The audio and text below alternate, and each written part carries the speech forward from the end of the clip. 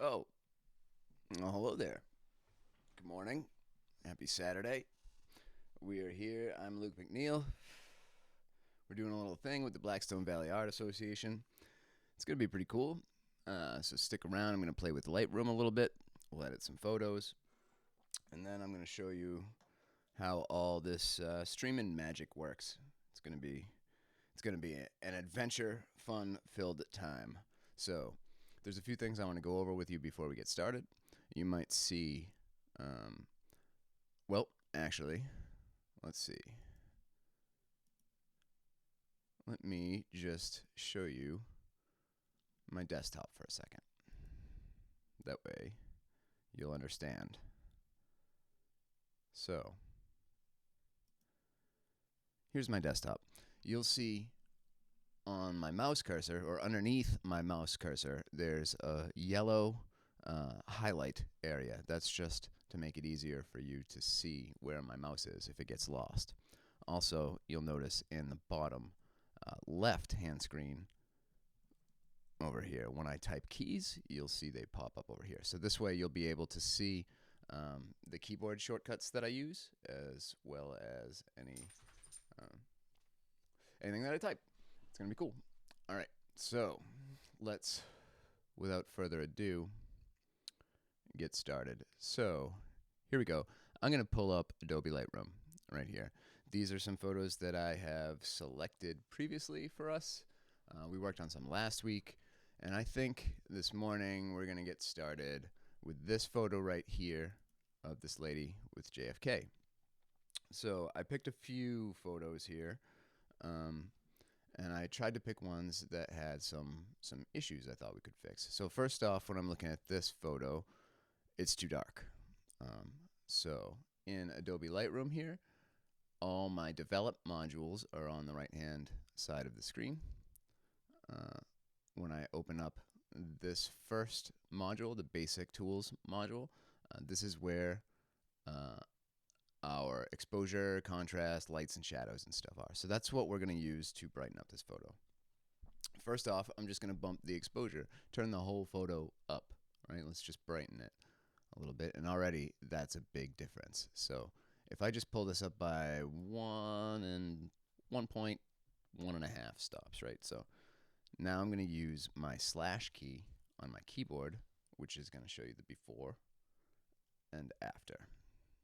So anytime you make a change in Lightroom, use the slash key on your keyboard to see before and after, because you always want to see with your photo if what you're doing is making an improvement or if it's making it worse. So now this looks a lot better. I would like to see, though, because I don't trust my own eyes, I would like to see the histogram, the little graph that shows you all of the lights and shadows. So up here, I'm going to make sure that that's visible. Histogram, where is it hidden? Maybe it's up here. Oh, I don't know where the histogram is now. Oh man, I want to see my histogram.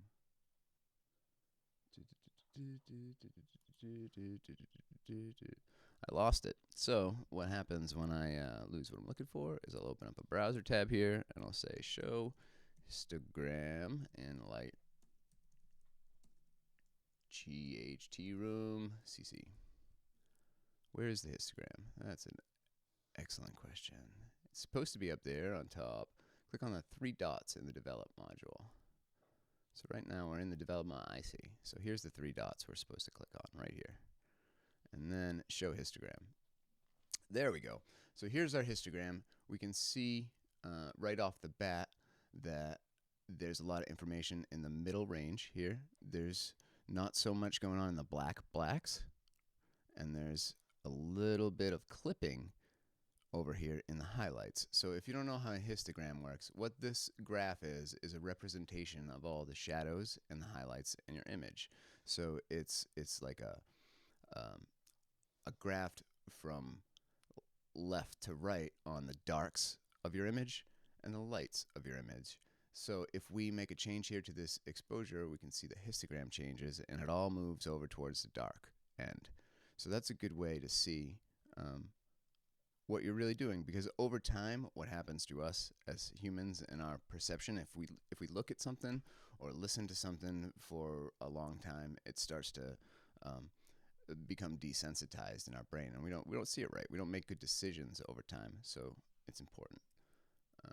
All right, so anyway, here we go. We've got our lit up picture. What else don't we like about this picture? Well, I don't like the orangeness of her face.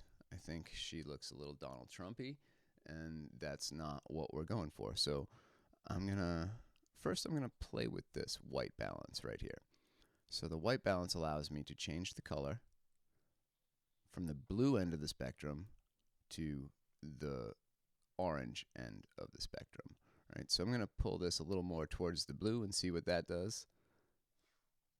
It kind of solves the problem we want it to solve, but it's causing other problems that we don't want. So I'm just gonna set that back. And you reset these little points on these little sliders by double clicking on the point itself. So if I move this up here and then double click, it'll jump back to where it started. All right, how else can we fix this orange problem? Let's look at some of these color tools we've got. So there's a little icon over here in the top right of the color module in the basic settings. So if we hit this, it shows us the color mixer. The color mixer gives us these little dots that represent each of these colors, right? Roy G. Biv and all that. So if we take the orange one here, which is the color we don't like in her face, let's see what happens if we play with some of these sliders. First, I'm going to move the hue slider, and if you're not familiar, hue is actually the color of a color. So there's three main attributes of color. There's hue, which is the color along the color spectrum here. There is the saturation, which is how much of that is being shown. Right? See, when I take it up and down, it changes the orange level. And then there's the luminance, and that controls how bright the areas that have this color are. So if I pull this down, it starts to look really funky, and she starts to look like muddy or textured in a weird way. So we don't want that. And if we push it up, then she goes all ghosty. We don't want that. What I'm going to do here is I'm just going to play with the hue and see if I can make that orange look a little more skin tony with the hue. So if I pull it to the right, her face gets a little more yellow. If I pull it to the left, she gets weirdly red. That's not going to do it. So what I'm going to do is take this saturation, and I'm just going to pull it down a little bit. Well, that's a little more than a little bit, but it does what I want it to do. So that's okay. Now if we look at our photo, I'm going to do a before and after so we can see how far we've come. This is the original photo.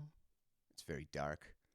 When we added brightness to this photo, it really accentuated how orange her face was from, I don't know, whatever was over here on the side of her when we took the picture. And this is where we're at now. So this is great. What else do we want to fix on this photo? Well, I'm just going to hold the space bar on my keyboard to zoom in. And I'm going to kind of drag around and just look. So she's got some marks on her face. This is maybe a mole, I'm not sure. And there's a scar here, maybe, or something, that I'm probably going to leave alone, because what I've found is people generally like their scars. And I don't blame them, because scars are pretty cool. This, I think, is strange. There's something going on, like a little uptick to her eyebrow. Maybe we can fix that. And all these little wrinkles and stuff, we're going to take care of these, especially this one that's under her nose, because that one is, it looks out of place.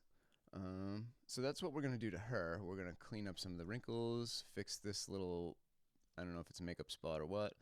I'd also like to bring out some of the detail and the color here in her eyes, because I think there is some. I can faintly see a little bit of color in her eye here, but it's very, very dark. So maybe we can selectively pull some of that detail out.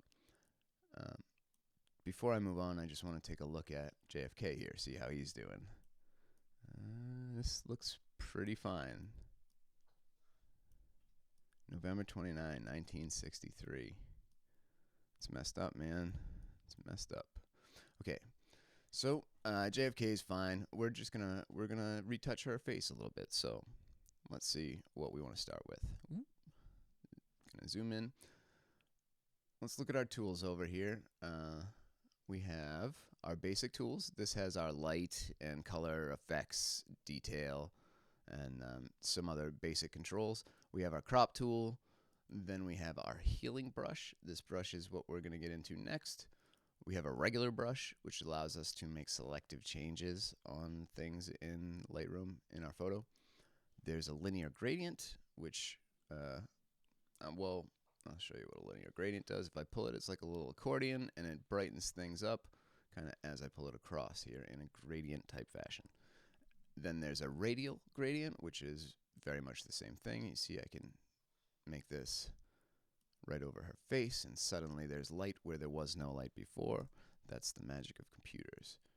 And then we have our menu here. But before I get too distracted, we were looking at the healing brush here. Now, the healing brush is very clever. It's a tool that is used to take pixels or take information from another part of an image and replace something you don't want. I'll show you what I mean. I hope that you can see this over the screencast, but there's a little mark right here on her forehead. This might be a scar, I'm not sure, but I don't know. I'm going to get rid of it as an example. So I'm using this healing brush. You'll see that I've got the mode up here set to heal.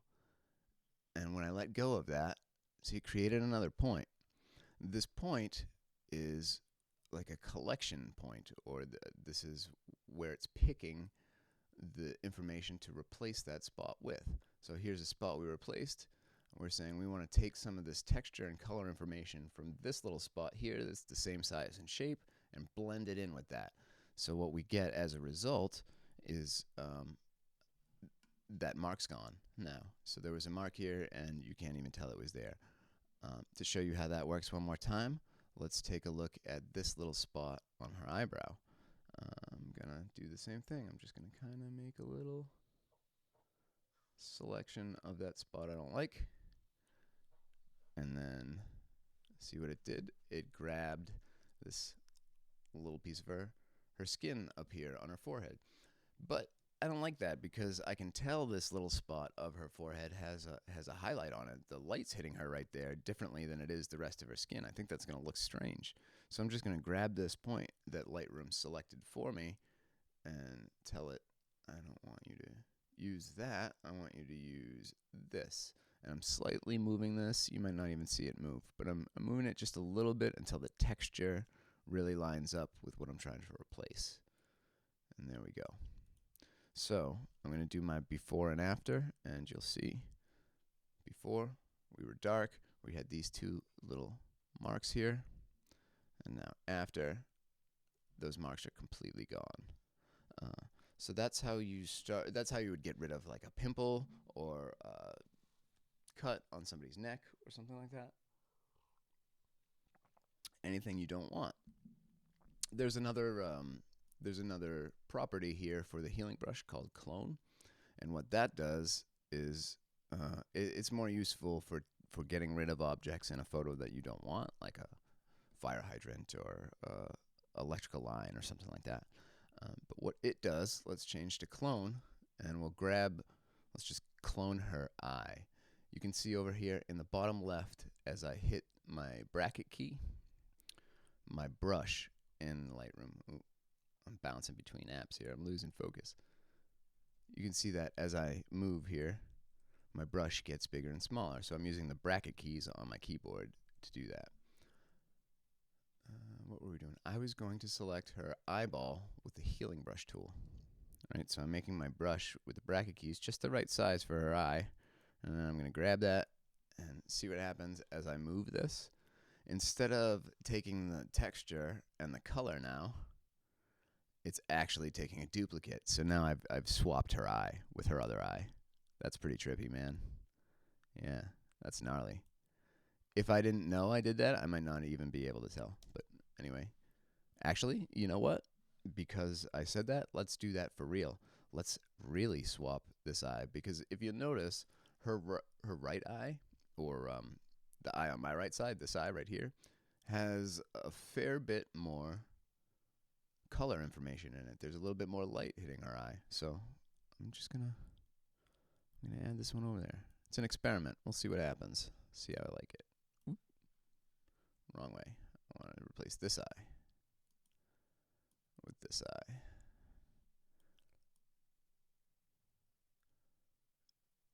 Oh, it's so strange. This feels dirty, but it looks fine.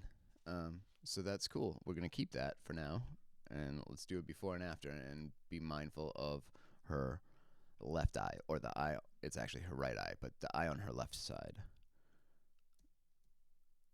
Boom, boom. Suddenly there's information in this eye because this is no longer the same eye. We've stolen her eye from over here. I like that. So that was an example of using this healing brush with both the heal mode selected and the clone mode selected. Most of the time you're going to want to use heal, except for when you don't. While we have this tool open, I'm just going to go through here and clean up maybe some of these wrinkles. So let's make my brush really small, and we'll start retouching our skin, which can be time consuming, but it's also kind of fun. I mean, especially if you're into the type of activity that's like mindless, like rolling coins or things like that. You can get sucked into doing this and not even notice that hours and hours have gone by. Actually, that's what happened to us last week when we did one of these seminars. We went a full 3 hours, and I had hardly noticed we'd done anything, because you just sink into it and start doing stuff. Now, you'll notice that I'm not making very long lines with this tool. I'm breaking it up into smaller bits. I've found that looks more natural than if I were to say take, this and then move it. You can kind of see it. It's kind of noticeable when it's big like that. So I'm taking these lines and just kind of painting them away with this brush. And the end result is going to be no wrinkles. Well, not no wrinkles. If we gave her no wrinkles, then she would look fake, and we don't want to do that. So off. That's what it looked like before. Now here's let me just bounce off this tool so you don't see all these dots. Before and after. Before and after. I'm really noticing it on the two little lines or shadows or wrinkles. I'm not even sure what they were. Right here on the side of her nose. So no longer is my eye drawn to that location. That's fantastic. All right, let's keep going here a little bit. I still see a few more lines I'm going to take care of. Just some oddness. Make my brush really small. I'm on the wrong tool, so I'm going to hit Command, or I'm on a PC right now, so Control and Z to undo that. And I'll bounce back to the right tool. And let's keep going here. Try and do a nice job. Right? People trust us to make them look good. It's like a barber or something. You don't want to hack up their faces if you don't have to. There's a few more marks down here I'm cleaning up. But overall, I think we're looking a lot better. This, I think, belongs there. There's a little bump here that I also think belongs there. I think that's part of her skin texture, so I'm not going to get rid of it. And, oh yeah, I had mentioned this little line under her nose, which bothers me, so let's get rid of this. I'm just going to move these points around and I'm not even really taking my time, but I'm just spending some time here. Not rushing, that's what I'm trying to say. Go as fast as it takes. You don't have to go super slow, you don't have to be super careful, but just try not to be sloppy. Alright, that's better. I can see some artifacts, though, from having done that, especially up here under her eye. The color it looks like maybe her, what do you call the makeup that you put under the eye here, mascara? It looks like that maybe ran or something. It didn't. It's just the lighting and the shadows. It's not perfectly lit image. But we can fix that. So we have some tools in the arsenal here to selectively work on some of those things. Let's do that next. Since we started working on her skin, let's continue retouching her skin. So next on this image, I'm going to grab this tool over here, the brush tool. You can hit B on your keyboard, which will bring you to the brush tool, and you'll get a brush. Now, I'm going to use my bracket key to make this brush a little larger, and then I'm going to pay some attention to the settings over here in the right-hand panel for the brush. You'll see we have a size slider, which does the same thing as those bracket keys. I've just found it's easier to use the bracket keys, so you don't have to move your hand as much. Some kind of hand economy. Then there's the feather. The feather is going to add a bit of feathering to your brush if you want it there. Sometimes it's good, sometimes it's not. I'm going to add a little. And then there's this one called flow. And flow is very important. I'll show you how it works. Let's take a brush. We got a new brush, and I'm going to take the exposure of this brush all the way down so that when I paint on this picture, let me bring my flow all the way up. I'm going to bring my feather all the way down. And here we go. I'm just going to paint right across this picture, and you'll see what it does. Kind of turns it black, except for where the areas were really, really light, though, right? Because, see, we're capped at 4 stops. We can only turn down by 4 stops. So as I click with my mouse and drag across her, it turns her mostly black. Sometimes that's what you want, and sometimes it's not.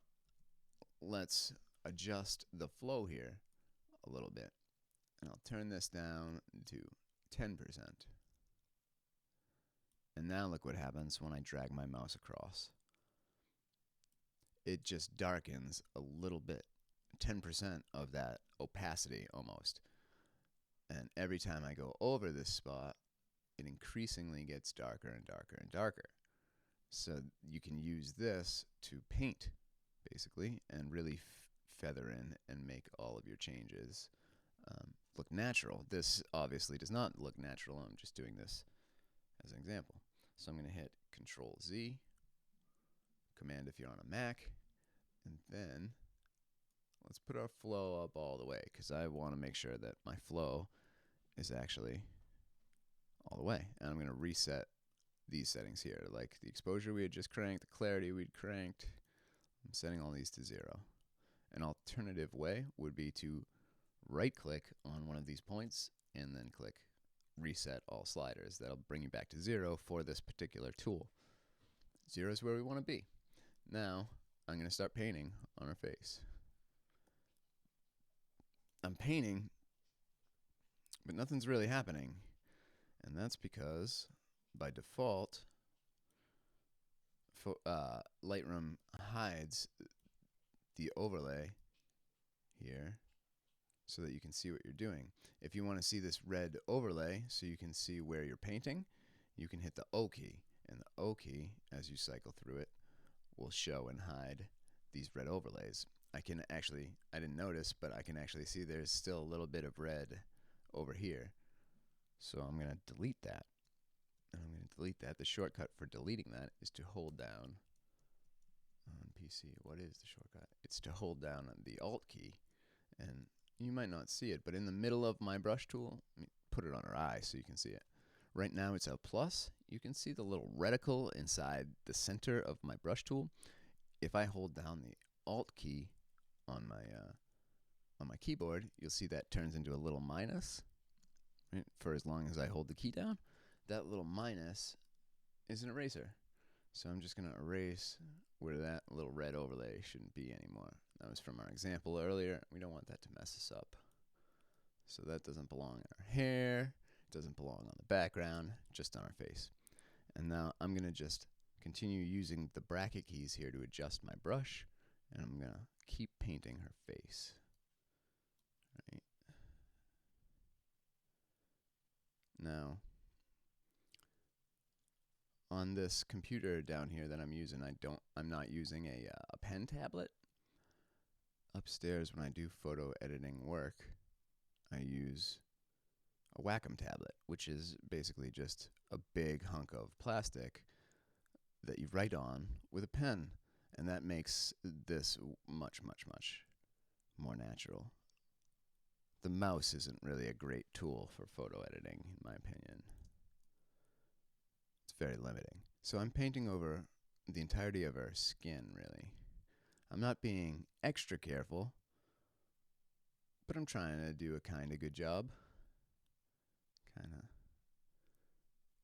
somewhat avoid her necklace. I'm going to make my brush a little bit bigger just to be faster. And then there we go. And I'll zoom out. Let's do a little bit better job over here by your eyes, because this is not that good. Just going to draw a little outline around here. I don't want to get the details in her eyelashes or eyebrows. I'm just trying to get between and also right in the corners of her eyes. That's important. And all this skin, we want to make sure is covered.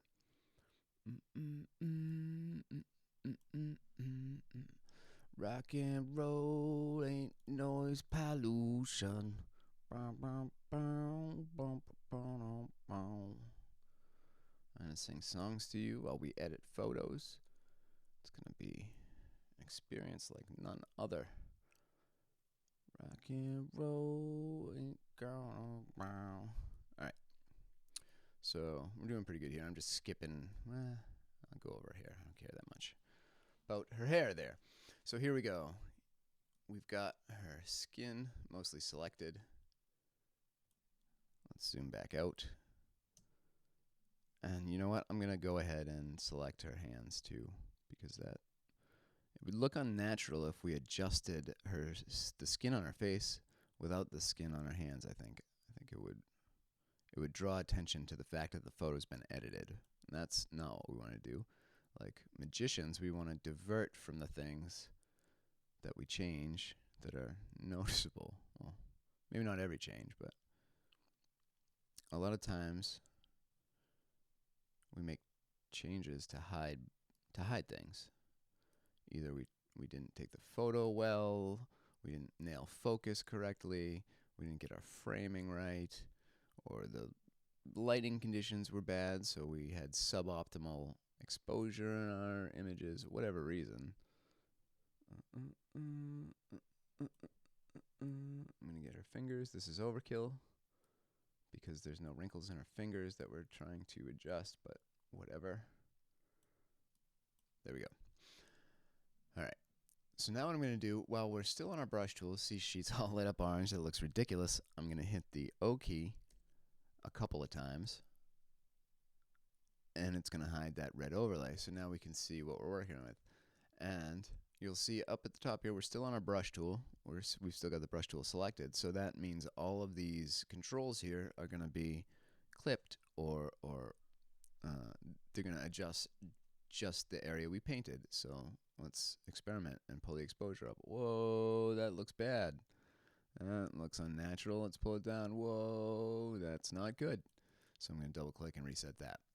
Exposure isn't what we're working on right now.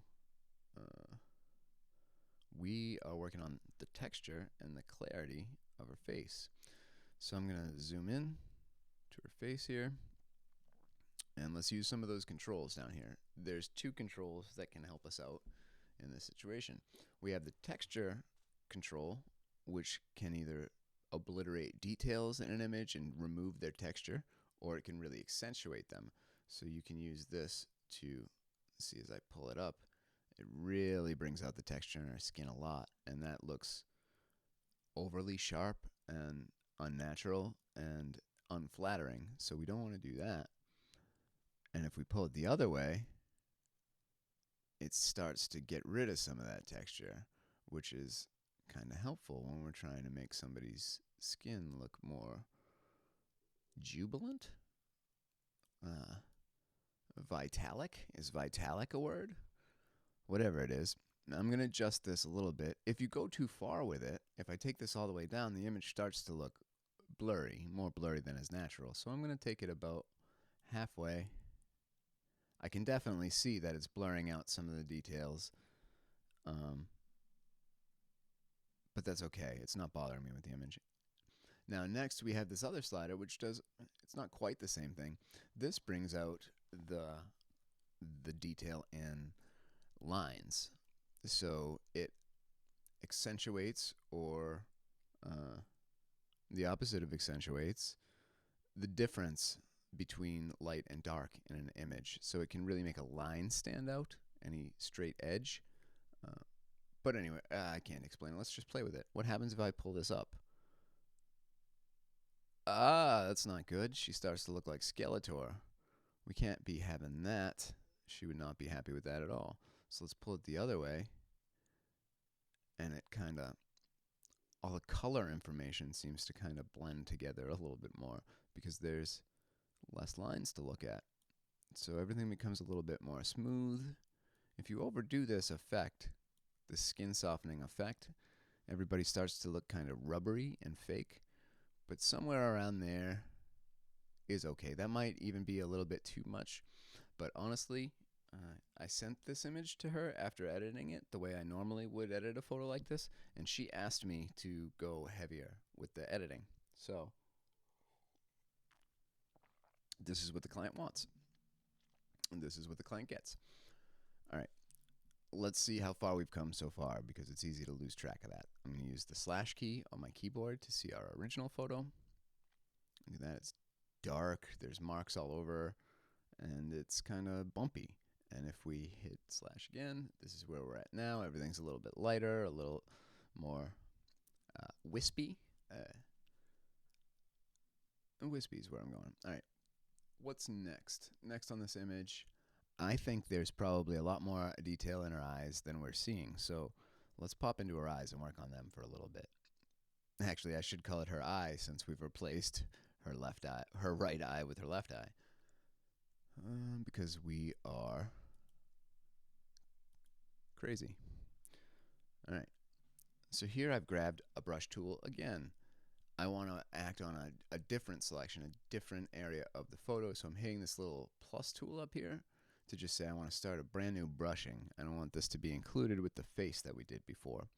So I'm going to use my bracket keys, which you should be learning by now, to adjust the size of my brush so that I can paint somewhat easily inside her iris. Now, I'm not seeing my paintbrush, so I'm going to hit the O key to show that overlay, right? So now I can see what I'm doing. I probably hit these buttons, 50 to 100 times in the course of any given photo. That's not very good. So what I'm going to do here is hold my Alt key to turn this into eraser. And I'm going to erase that, and I'm just going to do it again. Let's see. We don't have the same amount of controls as we did in Lightroom Classic here with the zooming, which is kind of annoying. So it's a little bit more difficult for me to get in super close, do this detail work. The trade-off, of course, is that this version of Lightroom is much, much faster in almost everything that it does, and it also uploads the original high-resolution, well, raw images that should take up to Adobe's cloud, and makes those images available to you on all of your devices, which is important for me because I bounce between a lot of different devices, so when I make an edit, I want to see it on all of them. And that's great. So those things make using this lesser powerful program worth it to me.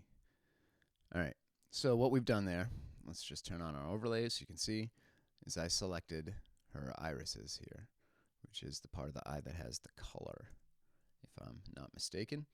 And I'm going to just bump that exposure of her eyes up a little bit. Not much. If I bump too much, you can definitely tell it's fake, right? Now she looks like some sort of crazy demon. While I'm doing that, though, I never noticed this before. This is a little trick I just learned. When I crank the exposure of her eyes, though, I can see this faint little outline here where I've painted too far with my brush tool. So that's handy. It really illuminates it. So I'm going to hold the Alt key with my brush tool selected and go over this and get rid of that little halo around her eye. It'll make a much nicer looking selection. Yeah, that's better.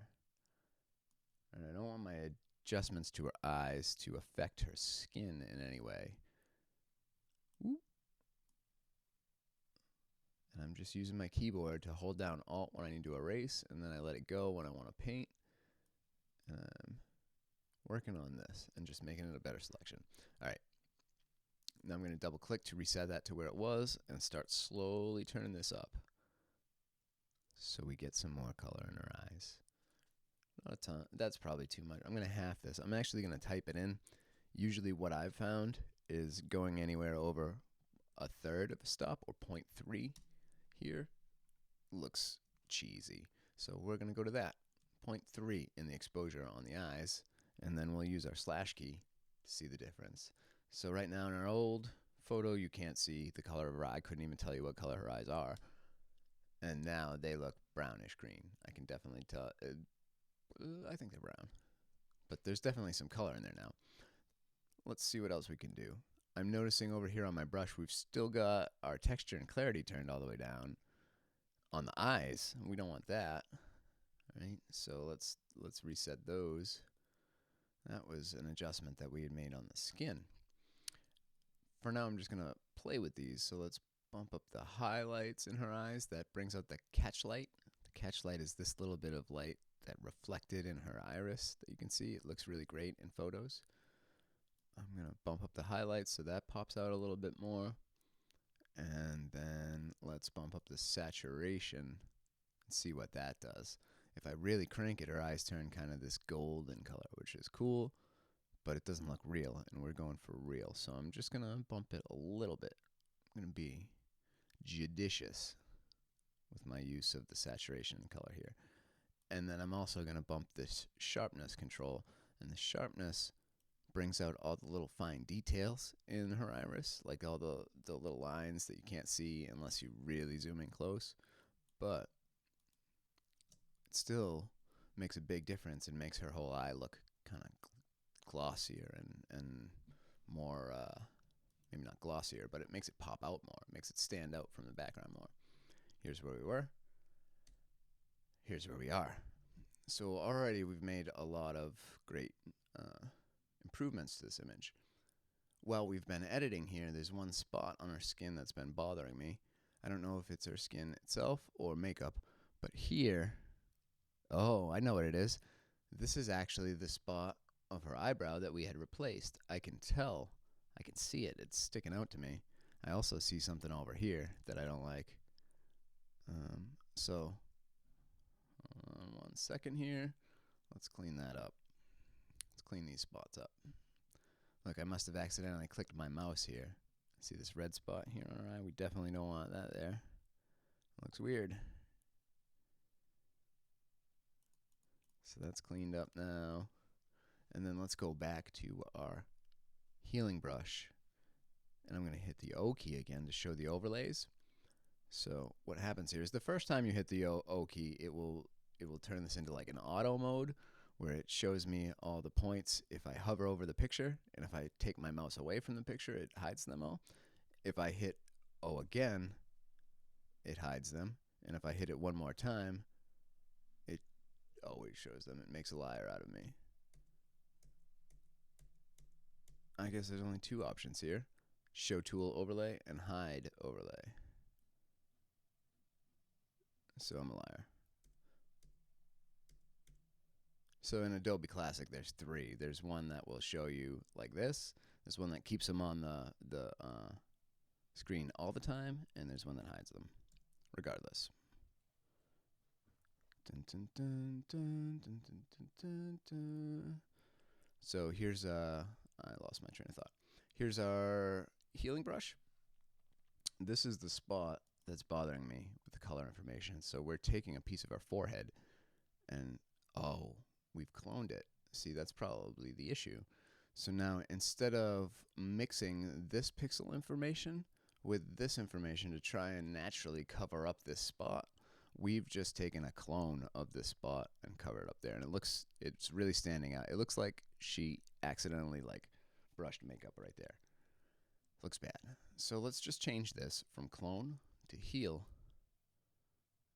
Problem solved. So that weird splotchiness is gone now. Excellent. All right. Now, let's see what else we want to do with this image. Let's go back to our basic settings. This is starting to look a little bit cluttered over here on my right side. So somewhere in here there's a setting that will allow you to keep only one of these modules open at a time. And that it's probably in this little dot menu here. It is, yep, right there. Single panel mode. So if I click on single panel mode over here, you'll notice that now if I open one of these modules, the other one closes. It just makes it a lot cleaner.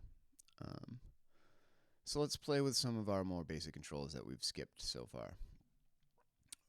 All we did in the light section here is turn up the exposure by about a stop and a third. Let's see what happens if we add a little bit of contrast. Contrast is the difference between light and dark. You see, if we take contrast away, it makes the image look a little bit hazy, and everything looks kind of flat. And if we pump the contrast up, things start to kind of pop out a little bit. It's very easily overdone, but it makes the colors a little bit more colorful, and it makes the blacks a little bit blacker and the whites a little bit whiter. I'm not going to touch the contrast at all because I like it the way it is. I like the way this image is kind of slightly faded. It looks a little bit old. It was dark in there. We were probably shooting at a high ISO. Let's check what ISO we were shooting at. So to see that in this image, all that data about what lens you used and what camera you used, what focal length you were at, that all gets captured in the image as metadata, and Lightroom can show it to you.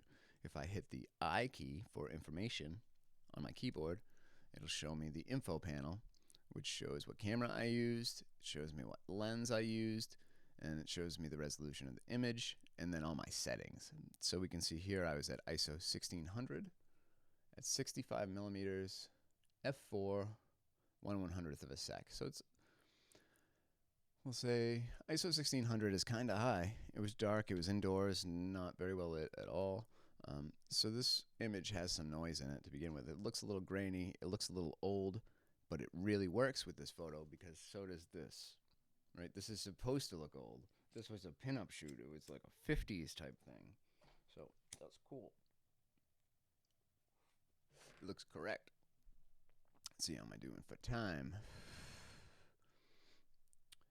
All right, so contrast we decided we're not going to touch. Highlights here is affecting just the right side of this histogram. It's going to affect just the lights in the image. If I pull it to the right, it makes the whites whiter. All right, if I pull it down, you can see it starts to reveal information that was hidden before by the whites, like the sign back here. I think it says Hershey. When we put this at default, you can't see anything there. But when I pull the highlights down, it reveals the detail. There was a Hershey sign back there. And I think those old signs in Americana are cool, especially in a picture like this. So I'm gonna make that change a couple of times and look and make sure it doesn't hurt anything. Right? I like when I pull down the highlights that it brings out definitely that detail up here. It's also bringing out all the lines in her dress here. So I'm not going to pull it all the way down. I'm just going to pull it until I can start to see some detail. That's pretty far. I'll pull it down 80. Cool. So let's do a before and after. Before, after, before, after. Very good. I like where we're going. Now the shadows, similarly to the highlights, affect just the shadow end of the spectrum, which is the left side of the histogram over here. You can see we're missing a lot of information in here. There's not a lot of black. There's a lot of kind of gray, but it doesn't get quite black. Let's pull the shadows up and down and see what it does to the picture. If I pull it down, here we go. We get some black. The photo's too dark if I do that.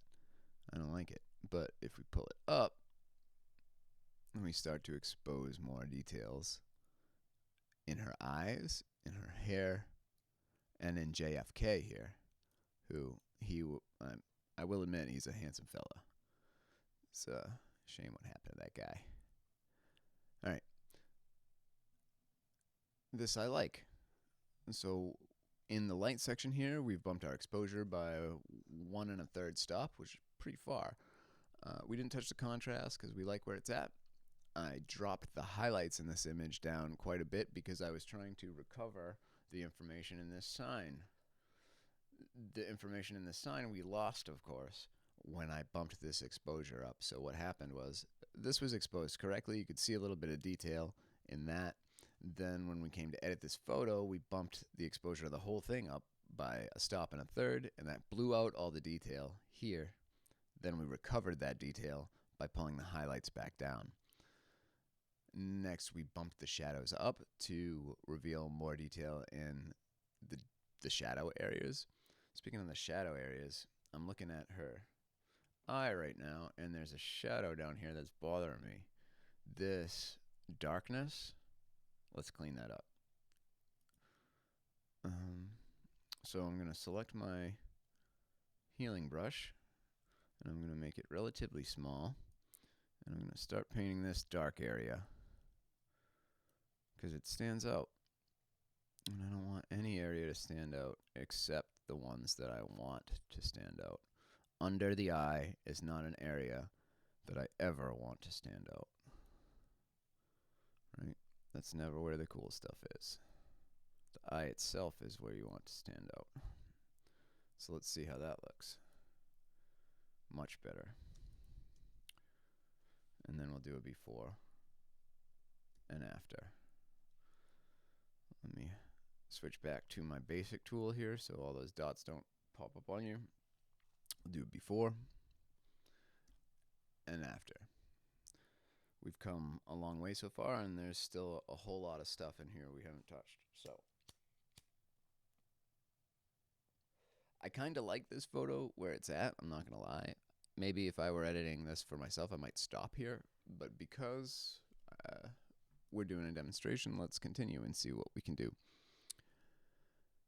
These are tools. Let's move on to the color dialog box here. There's 4 tools here. You've got your temperature, which we looked at earlier. That just changes the overall temperature of the color to either the bluer side of the spectrum or the warmer orange side of the spectrum.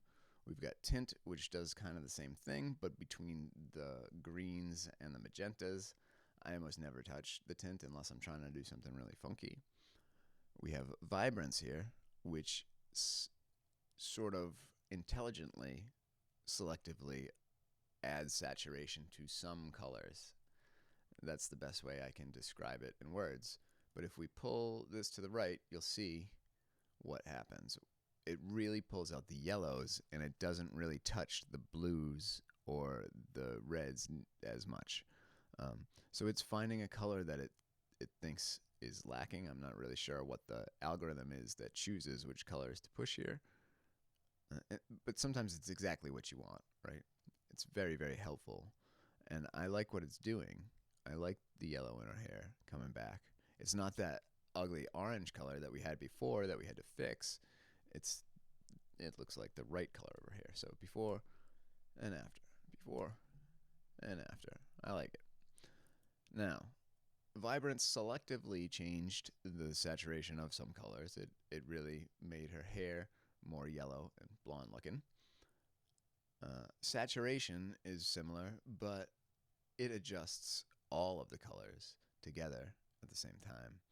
So you could make something look very, very saturated, which actually is not natural. You see it a lot in photos now. We have highly saturated photos. We've got used to looking at it on Instagram and stuff. But in the natural world, things aren't that saturated. You know, the real world is kind of gray, actually. And the photos we've become accustomed to seeing over time on the internet are often very heavily modified to add some of this color information back in. Anyway, that little side to side. I'm playing with these sliders. I'm not going to touch the saturation because that brings the orange back that we don't like. I like the vibrance up a little. And then let's call the colors done. This is going to be what this looks like. Let's see what we've got for effects to play with. So I'm opening up the effects panel over here. And we've got texture, which we learned about earlier when we were painting her skin texture away. Let's see what happens if we apply the texture globally. Maybe it might look cool to really accentuate the texture in this JFK. I don't know if this is a magazine or a record. It must have been a magazine. Oh, it's Life magazine. Wow, I'm a stoner. Let's see what happens as I adjust the texture. It brings out the texture, as you would think, especially in the wrinkles in JFK's face. The lines and the wrinkles in her face are largely gone because we obliterated those details selectively on just her face with the brush tool. So as I adjust this, it is still bringing texture back to her face, and I do kind of like it. And it's accentuating the texture in JFK, and I kind of like that. So I might bump this a little bit. Let's see what happens if I pull it the other way. It makes the whole picture softer, and I think it works, actually. I'm going to bring the texture down and make the picture look dreamier, because dreamier, I know, is what this model wanted to go for. She wasn't looking for accuracy. She was looking for youth. So let's make her look young. And I'll get rid of some of the clarity too. And now everything looks a little bit dreamier, but it's not too bad. I just want to make sure I don't overdo it, because when you overdo it, it looks amateur. That's good right there. Let's do our before and after. Before, this is what our image looked like straight out of the camera. After, this is what it looks like after about 50 minutes of playing with these sliders in Lightroom. Let's move on. So we've taken away a little bit more texture, a little bit more clarity across the whole image. Now let's see what dehaze does. Dehaze is a tool that's intended to take out haze in an image, or fog. Like if you think about photographing the Golden Gate Bridge or San Francisco or Seattle or a place like that that's very dreary and foggy, dehaze is intended to help you cut through that fog. In this image, there is no fog, obviously, but let's see what it does anyway, because it still does something, right? It's processing the image. As I turn it to the right, we can see it looks like the mids, like in between the highlights and the shadows, is moving. You can kind of see that in the histogram too. It's turning things down. It's making the colors look bad. If we go the other way, it introduces a haze, so it's making the photo look kind of ethereal. Whoa. Let's leave dehaze alone because it makes this look bad.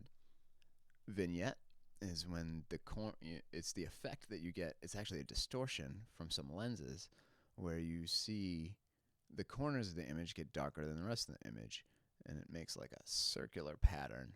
So let's pull this down and you can see what the vignette does. I don't think it helps this particular image. Even if I turn it down a little bit, it's taken away this highlight in her hair, and I like the highlight in her hair up here in the corner of the image, so I'm leaving that alone. Let's not give her a vignette. Let's see what grain does. It starts at 0, and as we pull it up, it adds noise. It's supposed to look like a film grain, and maybe it does. I don't know. I never really shot film. To me, it looks like noise. So I don't like noise. I'm going to get rid of it. And finally, under effects here, we have split toning. And split toning, it looks confusing, but it's not. Split toning gives you the opportunity to add color that wasn't in the image to the image in both the shadows over here and in the highlights. So what I mean by that is it allows you to add color to just the shadows. So if you notice, as I turn this, the Hershey sign, where it's white and her dress, those areas aren't really being affected as I add the color in. It's just the darker areas that are changing, right? I'll put that back to normal. I'll do the other thing with the right side. This is the highlights end. So as I change this, you can see her dress, kind of more of her is changing and it's looking worse. I'm going to leave both of these alone because I like the way the color is. If I were going to make this adjustment though, I might put some blues in the shadows just because I like that. I think it looks, I don't know, I like it. I'm not going to do it to this photo though. I like exactly where it's at. Let's leave split toning alone. And that's the end of the effects module. If we go to the detail module, we get a couple of things. We can do some sharpening here, which helps to define any of these straight lines. Straight lines would be like hairs or this thing, or like maybe around her lips, wherever there's a line. Noise reduction will help us get rid of some noise, but I don't want to in this image. The noise that we have in this image works for this image. I don't want to add any more noise, and I don't want to take any more noise away. And then color noise, which is also some noise reduction. We worked heavily in noise reduction last week when we did the Milky Way photo. And if you want to play with that more, we can do some more night stuff, which is really where this can shine. Let's hide the detail for now, and we'll come back to sharpening at the very end. Optics here gives us two options. We can click this and it will remove what's called chromatic aberration, which is this kind of pink fringing around little I've honestly never seen it in my life, and I don't care whether this is on or off, so I leave it off. But some people get worked up about whatever chromatic aberration is and how it affects their photos. I'm not going to worry about it. Maybe it's just because I use decent lenses. I think probably chromatic aberration becomes more of an issue with less good glass. So if you're using cheap lenses, this might do more for you than it does for me. Enable lens corrections is an interesting one. So Adobe has worked with the lens manufacturers and camera manufacturers to profile the glass that they make. And by glass, I mean the lenses, the camera lenses that they make.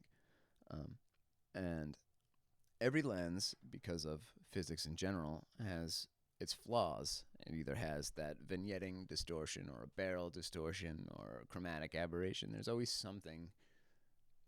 No lens is perfect. And some of those flaws or inadequacies can be overcome with math.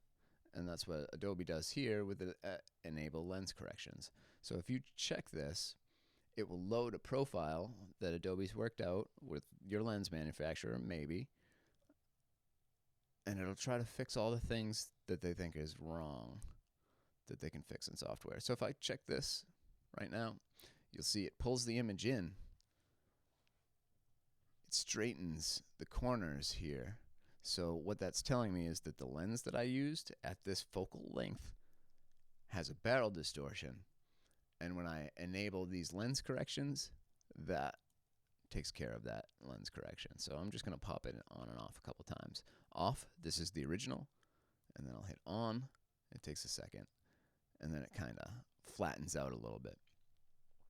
Now, when I first started using Lightroom, I would import my photos and have them do this lens correction automatically because I assumed you always want to do corrections. That would make sense.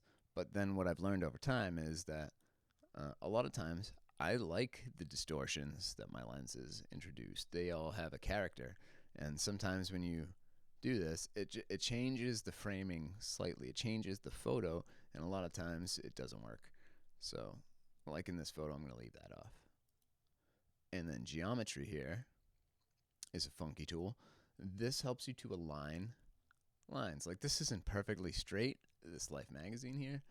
If we were to take this, and it's off right now, let's turn it to auto and see what it does. Boom. So it just slightly turned the image, kinda, and stretched it a little bit, so now these lines are perfectly straight. I think that looks weird. It doesn't look natural to me, so I'm going to turn it off. But this is very helpful if you're working on like a building or something that has a lot of straight lines. Very, very helpful. let's turn this off. Okay.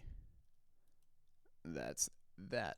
So we've been through all the modules here. I think I'm happy with this photo. We're about an hour in, so that's good. Let's take a look at our before here. This was the photo we started with. She did not like this photo at all. And this is the photo that we ended up with. I probably wouldn't want this in my own. This looks too processed for me. Like, I can tell that her face has been modified. Now I could spend another, half hour tweaking this, and I could move it into Photoshop and make this really nice. But there's only so much time in a day, and how much time can you mess around with any one image? Do what you can, move on, take another photo. Okay, so here we are. I'm going to call this one done. I hope that was helpful to you. I'm going to take a little break and go refill my coffee, maybe roll something, and I will return.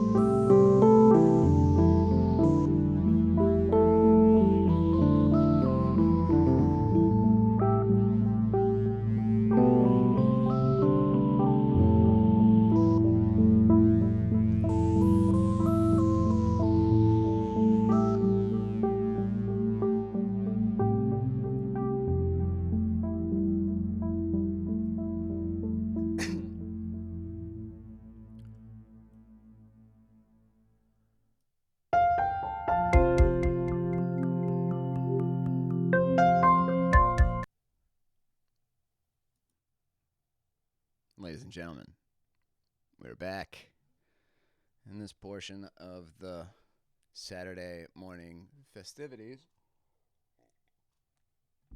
We thought it might be helpful to other artists and people in general, just curious onlookers, to see how this is all working. How am I talking to you from this MacBook? I don't actually have magic powers, but what I do have is this software tool, this free software package called OBS. OBS, Open Broadcaster Studio. And this software works as a mixer of sorts. So think about a rock concert. Think about going to a rock concert. There's a big mixer in the back of the venue that all of the different mics that the musicians are using, probably all the lights, all that stuff feeds into one mixer, and then somebody there mixes them all together in the appropriate ratios so that it sounds good, hopefully, depending on, what show you go to see. And that gets output finally to just a pair of speakers or stereo generally, or maybe 5.1 or Adobe, not Adobe, who does surround sound? Dolby, Adobe. Anyway, OBS is a very similar tool to that mixer. It lets us take all the different sources on our computer, which could be this microphone, my camera here. Hello? Actually, let's just check. Is this thing on? You guys in there? Can you see me out there in Blackstone Valley Art Association land? Am I on the internet? That's pretty cool. Anyway, so yeah, we've got a mic, we've got this webcam, and there's actually two pictures on the screen right now. I have a background picture of a MacBook that I just found from a stock image site. And then inside that, my webcam is pointing at a green screen, which is right behind me, about like 3 inches behind me, actually. Right there. I'm touching it right now. And then there's also a picture that I've added right underneath it with this cool gray texture. And then I've mixed them all together so that you see what you see right now. Does that sound cool to you? It is pretty cool. Do you want to see behind the curtain real quick? Because I'll show you. If you want to see. There's some madness going on back there. I can tell you. My lighter's broken. Hold, please. I have a catastrophe. I'm going to tear down the wall for a second and go find myself another lighter. And I'll be back momentarily. Why don't you check this out?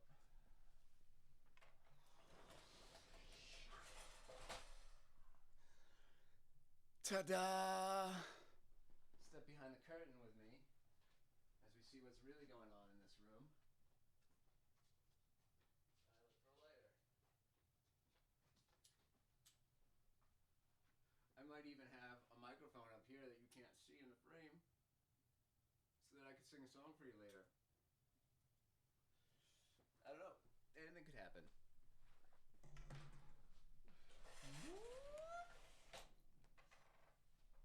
And we're back. So, ladies and gentlemen, that is some Hollywood magic. So we thought it'd be helpful if I showed you how to do some of this. Maybe not all this craziness. Right now I have multiple webcams and a couple green screens going on. I'm kind of out of control with it. But I can show you the basics. So, let's get started.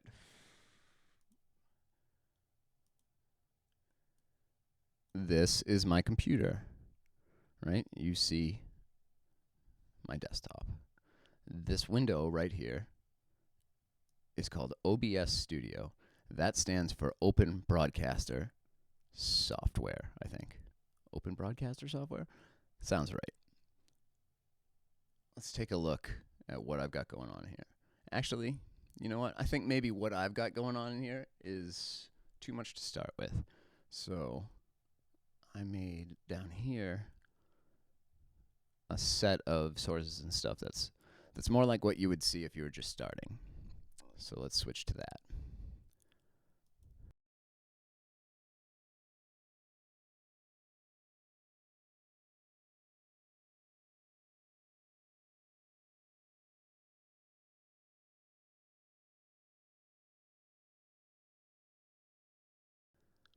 think maybe that was a bad idea. So I'm just going to go through what we've got here in our scenes. So I made a scene here. A scene is a collection of things. Don't worry about the naming right now.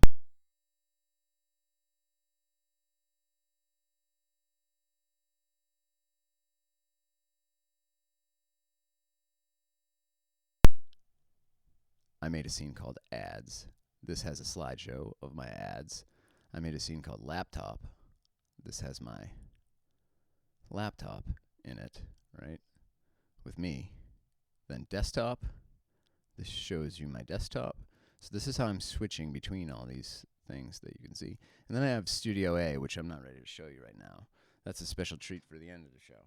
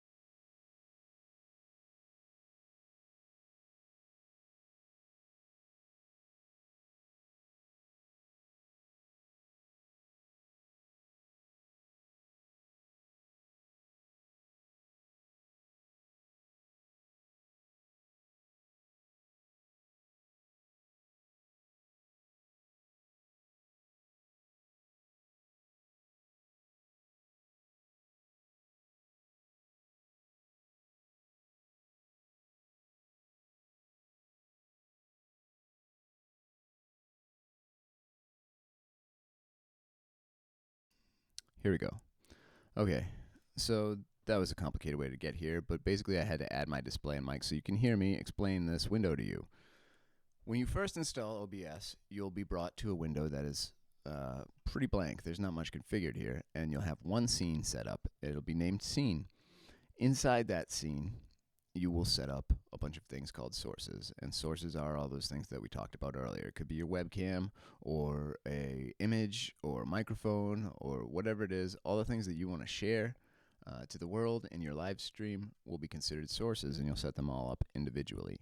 Right now in this one I had to set up my display and my mic so you can see and hear me.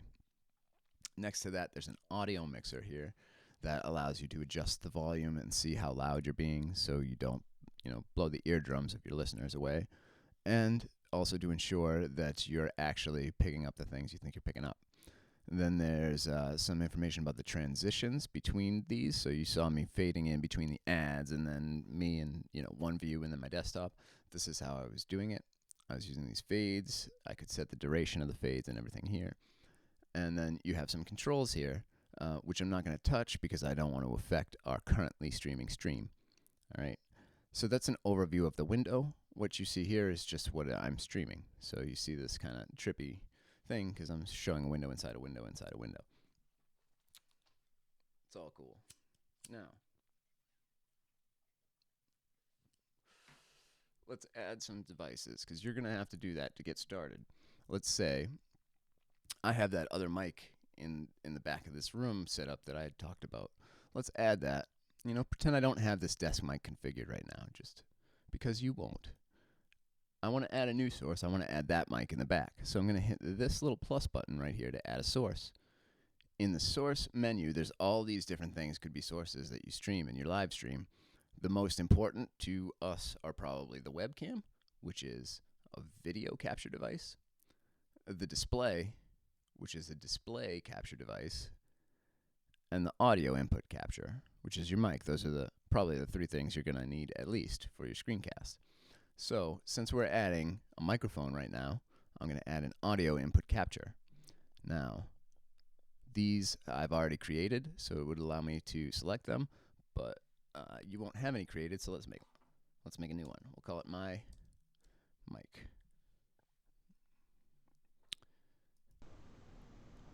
Cool. So we have a new source called my mic, and it's going to ask me what I want to use to feed that. So if you have multiple microphones hooked up to your computer, you might see 3 or 4 of these. I do audio recording down here in the studio, so I have many inputs and outputs to assign. I know this one is actually on analog 1 and 2, so I'm going to assign that. Boom, analog 1 and 2. Now you'll see I have this new fader here. It's not very loud because I'm pretty far away from that mic, but it is moving, it is picking up sound, and that's the mic I want.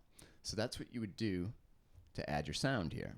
So before you even worry about streaming, you got to make sure that you got something to stream, right? So your voice needs to be coming through. This is a good way to look at that. And then whatever you want to show on your desktop needs to be coming through. Let's add my webcam, right? I'm going to assume you have a webcam. It might be built into your laptop, or you might have an external one, whatever. You probably have a webcam if you're doing live streaming. Let's hit this plus over here to add a new source. And then we get this menu here. And this time we want to add a video capture device.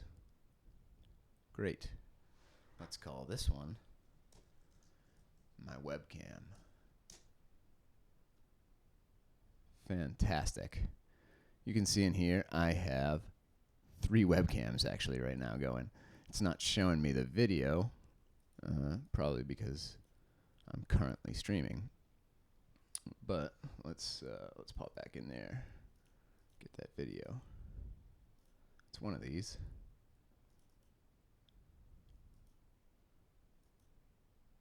Maybe it won't let me because I'm already streaming.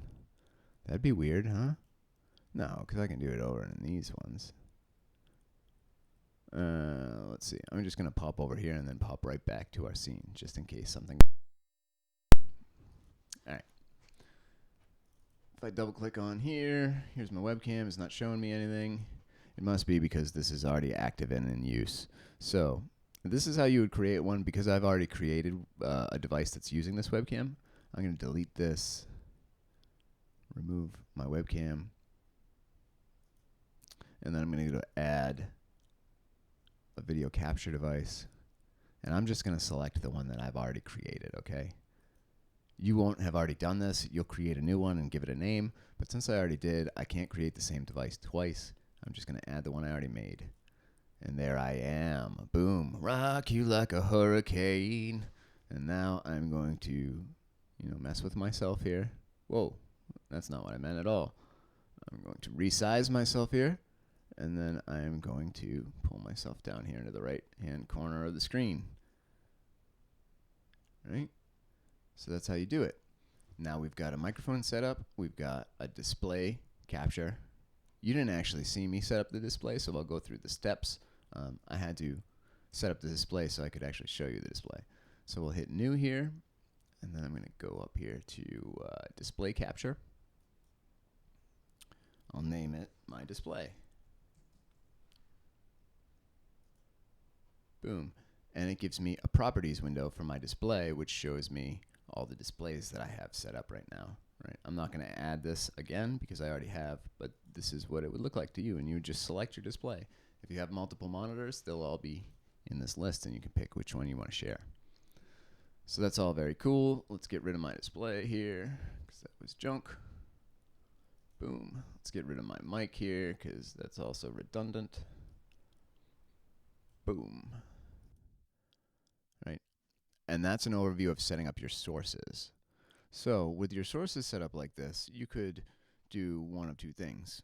You could either stream this feed to whoever, wherever, right? It could be Facebook Live or YouTube Live or Twitch TV or wherever you want to send it to, right, that supports it.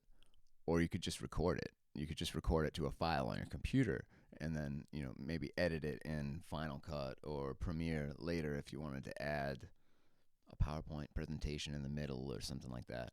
Whatever. You could also do both at the same time. Either way, those are options that are available to you. You can see right now that I am currently streaming and I'm also currently recording. So I'm not going to touch these buttons. If I did, it would affect the stream we're on. What I want to show you is the settings here because that's very important, right? So this is a lot of data that's on the screen right now. The webcam feed of me and my display and the sound and all that. And to stream that live over the internet is expensive in bandwidth. So we have to set up these settings here to use that bandwidth optimally. And Lisa and I tested this pretty extensively to get it right. hopefully. I hope there's no stuttering or anything in the audio here. But what we want to do here is take a look at this output. Right. I'm going to show you the ones that are immediately important. See, under streaming here, we have a video bitrate. This is the max bitrate of the video that we're going to send to, in this case, Facebook. Now, I didn't just come up with the number 4,000. We Googled that, and that's what Facebook recommends that you use here. So if you want to set up a stream that's going to stream to Facebook Live, they recommend 4,000. Now, Lisa and I tested this anywhere between 1,500 and 4,000, and it seemed to work pretty well everywhere in between. So depending on where you're at, what your internet connection is like, if you're on Wi-Fi or not, you might have to adjust this. And I would say start at the higher quality here, 4,000. If you have problems, drop that down to as low as 1,500 if you need to. Right? 4,000, that's where we want to be.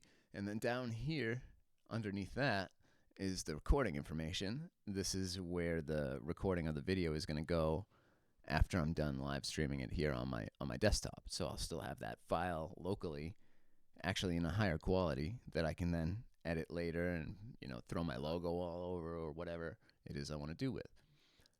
This is where it's going to save to. This is the quality, all that stuff. It's all grayed out right now because we're currently streaming, so we can't change it.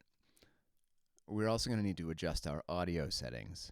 Under here, you want to make sure that your sample rate matches whatever it is you're recording with. That's probably going to be fine unless you're in a situation like me, which is weird. And I set my channels here to mono because that makes sense for what we're trying to do, right? I'm only talking to you through one single microphone. It would not make sense for me to broadcast that to you in stereo, because if I did broadcast it to you in stereo, you would only hear my voice through one of your speakers. So I've changed this to mono because my source is mono, right? You may want to do the same. Under here, I turned all of these audio devices off because they were confusing me. I didn't know what they were doing, and they were in my way, and I was adding individual audio sources anyway. So I just turned all these off and controlled that manually. The rest of this stuff you can ignore.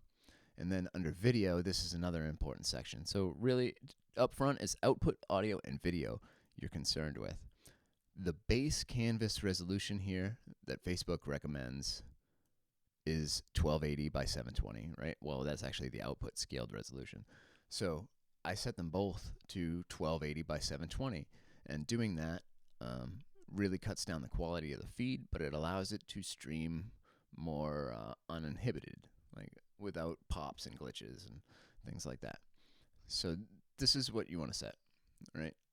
I have my frames per second value here set to 60. That was just the default, so I left it there. That's what my camera was set to, so I left it there. Other values, you might want 24 frames per second if you're doing something cinematic. I think if you're doing this kind of thing, though, with a mouse moving around on the screen, you need a higher frame rate for that not to look weird. I could be wrong about that. Anyway, these are the things that you want to change. Under audio, there's one more thing here that I forgot to mention. Here it is, under output. It's the audio bit rate. Now, Facebook recommends that this is set to 128. 128 is what we've set this to. Okay, so these are the changes that you probably want to make to get started streaming here. I've put all this into a document with pictures of everything, so don't worry about remembering it all. If you want to do this, it's all written down. We're just working on editing that document and publishing it. So that should be ready this week, probably, if you want to play with this.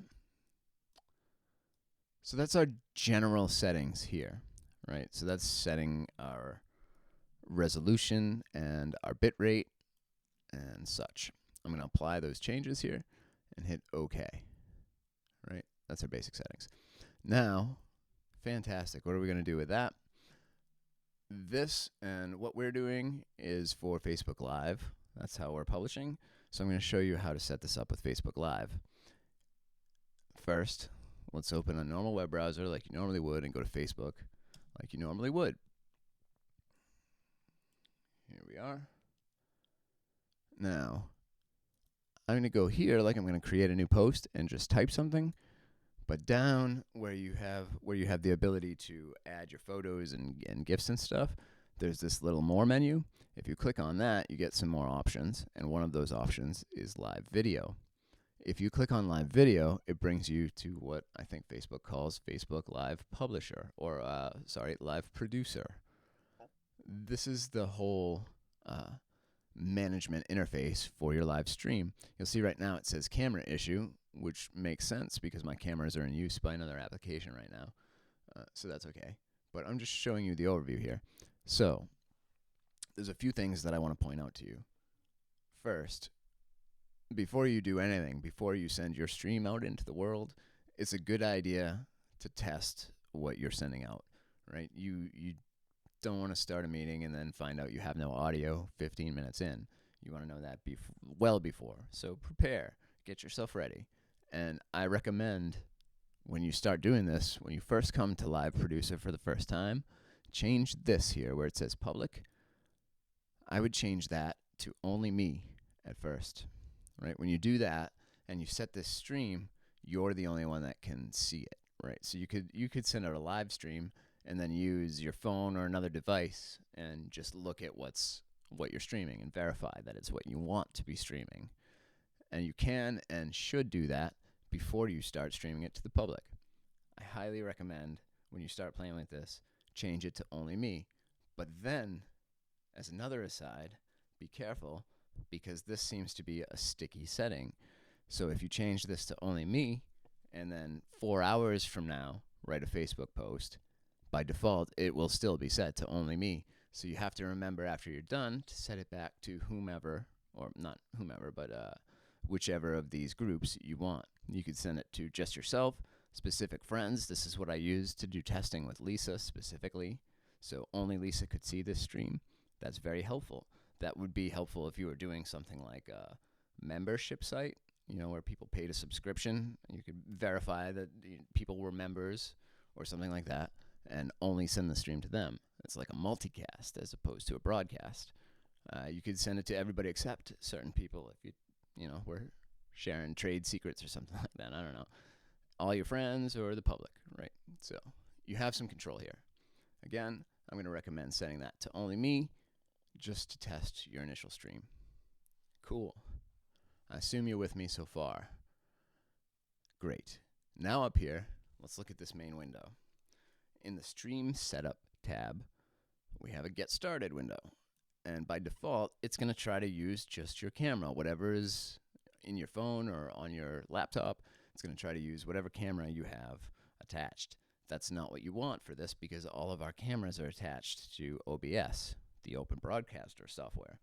So we're going to change this from camera.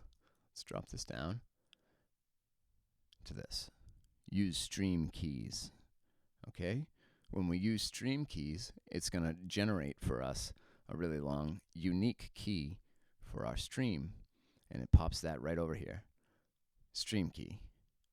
Right? It gives you the option to either, reset it if you needed to, or just copy it to your clipboard. Right? So now we're using stream keys. I've set this to use a persistent stream key, so it's always the same key. I don't know if it matters, really. I was just playing with it. So mine's on, yours could be off. I don't think it matters either way. And you could have a backup stream. I haven't played with this yet, but it seems like a good idea. Anyway, what you're interested in here is the stream key, because we're going to take this key, copy it, hit the copy button. That copies it into your clipboard. And then let's go back to OBS here. Take a look at OBS. I'm going to just make this small so it's not as distracting. Now let's open up our settings. Cool. And now let's focus on the Stream tab here. It's not going to let me change anything, unfortunately, because I'm currently streaming, but you can see what I've configured. I have this service set to Facebook Live. Now, when you select Facebook Live in the service section here, what it actually is telling OBS is it's pre-programmed this server URL, so you don't have to remember it. Right? When you select Facebook Live, it automatically points OBS to this URL. And then it asks you for the stream key, right? What's the stream key? And then you can just paste it in here and save. That's cool. Now when you start your stream here in OBS, it will feed that stream to Facebook Live Producer. You can see here in the bottom right here, I have waiting for live video.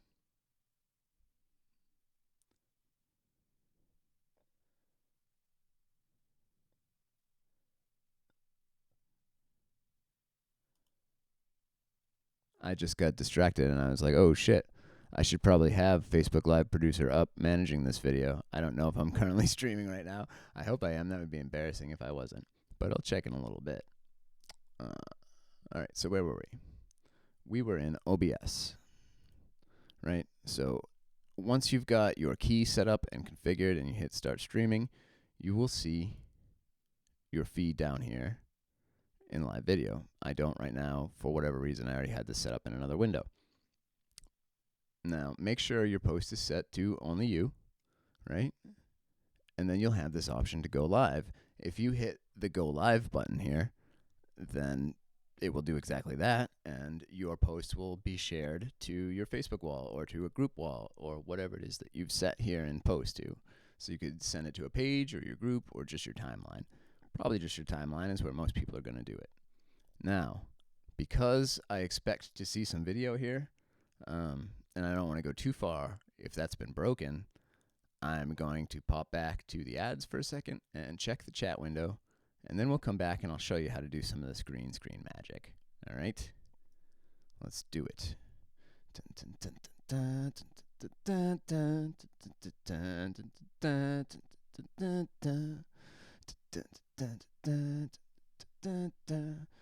we're gonna start the music. It's gonna be cool. Here we go.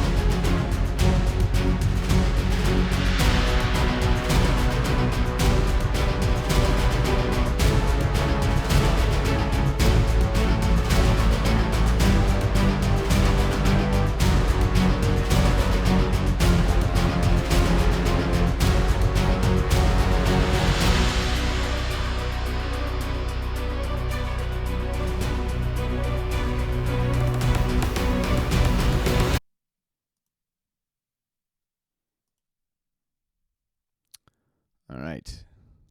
Excellent. Lisa confirmed for me on the chat there that we're still streaming okay, which is very good.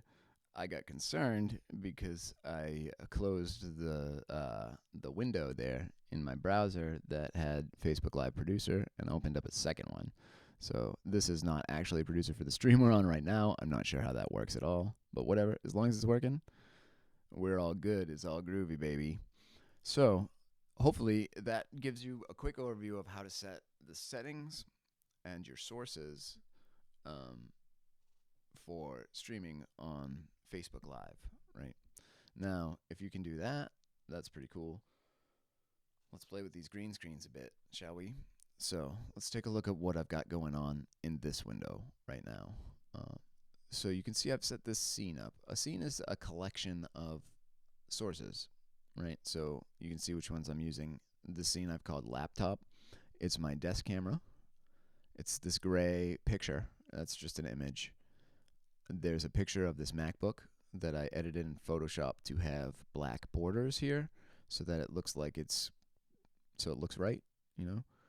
Those were white before, so I just changed the photo so it blended better. And then we have this microphone that I have right here.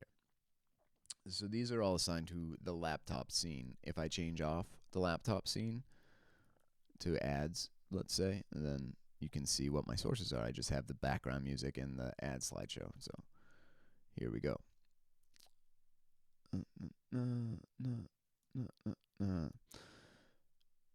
So let's take a look at my camera right here. You can see that I've got it set up so I'm only using a little corner of this screen. That's because I thought it would look weird if I had this centered and my microphone stand here started midway. So I'm just putting myself over to the side so that looks more natural, right? Now you can move any of these around as much as you want. You can resize them, make myself tiny, make myself big, but I just want to make it big enough so you can see me.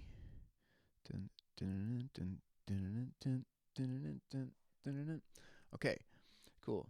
Now I'm going to right click on this desk camera. Right, there's a bunch of stuff in here you can do. Down towards the bottom, though, there's a filters menu, and the filters menu lets you apply all sorts of effects. This is also helpful for doing audio, which I'll show you later, because I was able to apply real-time EQ and reverb and compression to my audio source. So let's take a look at what I've got going on for filters in here. There's already one active, obviously, and that is called chroma key. So I'm just going to delete this so you can see how I made it. Right, let's get rid of it. Are you sure you want to remove chroma key? Yes. Boom. All right, I'm going to close this, and now you see the truth. Now you can see through the lies. What's really going on is this is just me sitting at my desk with this green cloth behind me, right? So to set this up, it doesn't even have to be green. You could use any solid color. I'm going to take a look at my desk cam. This is the video source that we set up. That is just my webcam. Right click on it and go to filters. And then over here we've got effect filters. I'm going to hit this add button. And there's a few things. We could apply a LUT, which does some color corrections for you. Chroma key, some more color correction stuff. Color key. There's a bunch of stuff here. What we care about particularly is chroma key. This tells OBS that we want to remove whatever is green from this image. So anything green is going to get removed. Let's call this green screen effect. Here we go. Okay. Now you can see it's just gray back here, right? The green has been removed. But there's some inadequacies. It's not lit very well. I don't have a light shining on it at all. This is just natural light. So you can see up in the corner here, it's kind of messed up. You can see there's a wrinkle here that's noticeable. And they give us some controls to kind of play with that stuff. So I'm going to mess with these sliders until that looks real, right? That looks good. I can move. I don't see any weird like green fringing around me. So that, there's a little bit of green fringing around me, but there's always some, right? I'm not going to worry too much about it. That's all I'm going to change here, right? They give us some controls to change the smoothness or to get rid of some color spill reduction. Let's see, this is set to 100. Let's see what happens if I change the color spill reduction. If I pull this down all the way, it looks like it's basically just messing with the saturation of the image. It kind of seems like a vibrant slider, actually, if this were Lightroom, because it's taken away the orange in my face, but not the reds in my jacket. Let's put this back to where it was. It was at 100. The idea behind this is if you do see a reflection of the green screen on your clothes or on your skin or something like this, it can help take that down. It's a common problem to have if you have a giant bright green screen behind you. So this is what we want.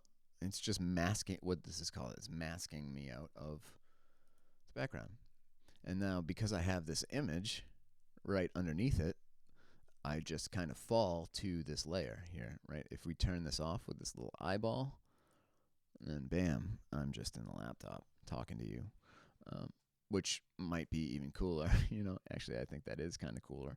So next time I'm just going to do this because that's pretty neat.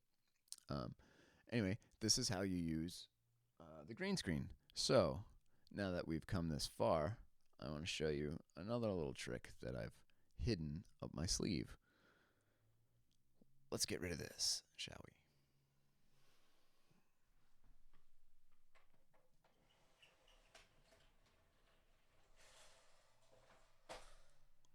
Now you can see some of the madness behind me, right?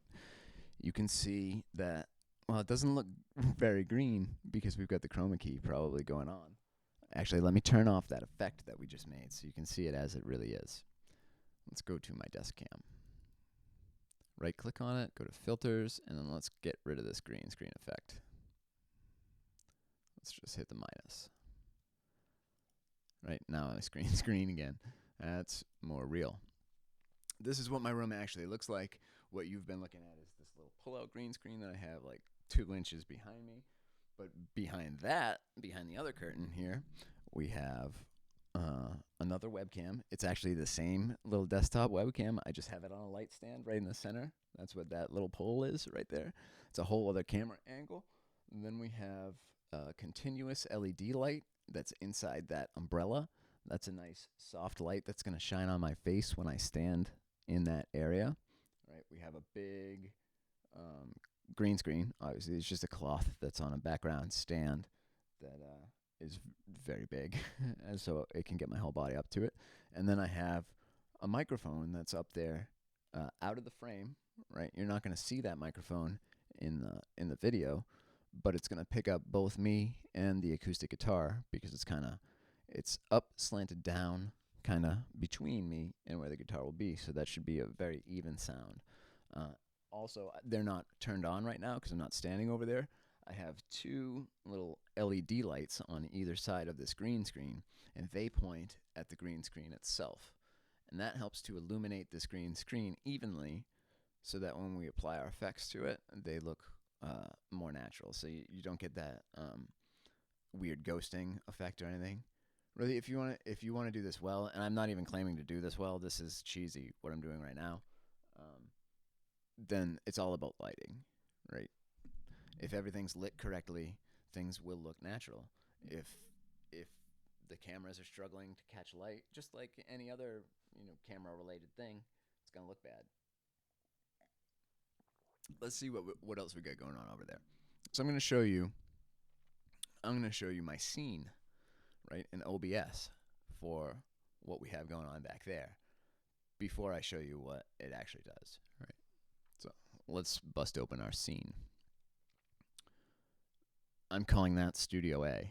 This little area right here is Studio B that I'm at the desktop. We're going to have to smoke this. It's just that time. Sorry. Okay. Let's get to work. Studio A.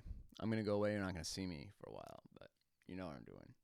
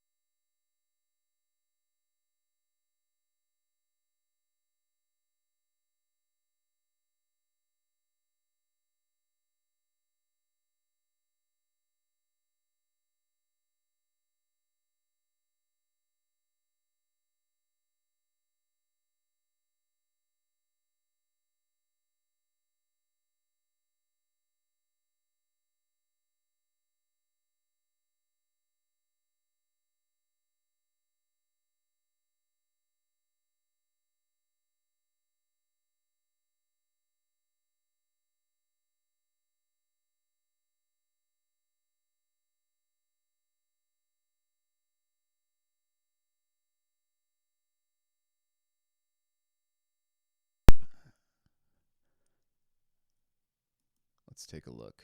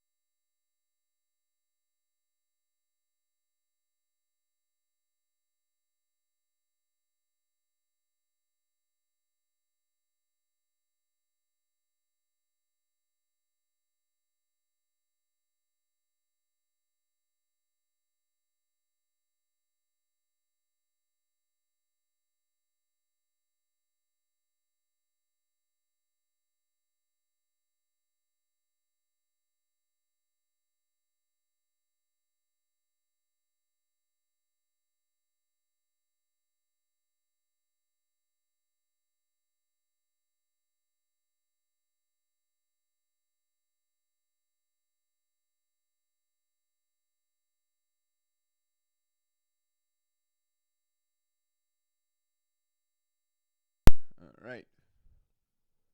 And here we are at the desk. Right, I'm going to make the OBS window. Actually, there's one more thing here I want to show you in OBS. Right. So, you've been watching me switch between these scenes, and you've been seeing, different views and whatnot. And that's cool. But OBS gives us kind of a better way to do that, and they call it studio mode. So that's what I want to show you now. So let's hit the studio mode button, and we get two windows here. It splits the display into two. One side of them is a preview, right? The left side says preview, and the right side is program. Now, program is what you're going to be sending out to your stream. So Facebook Live, in this case, it could be YouTube or Twitch or whatever it is you're using. This is what's actually going live, right? And you can see this. It looks bad because I'm showing my display, but if I was showing a different scene, let's switch this to a different scene. Boom, right? So now we're in studio mode.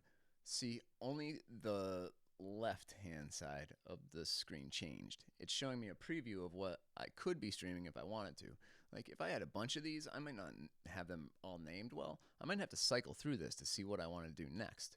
Right? Do I want to go to Studio A? Maybe. Oh, yeah, I want to go to Studio A. Cool. So once I'm happy that this looks the way that I want it to look, I can hit this transition button.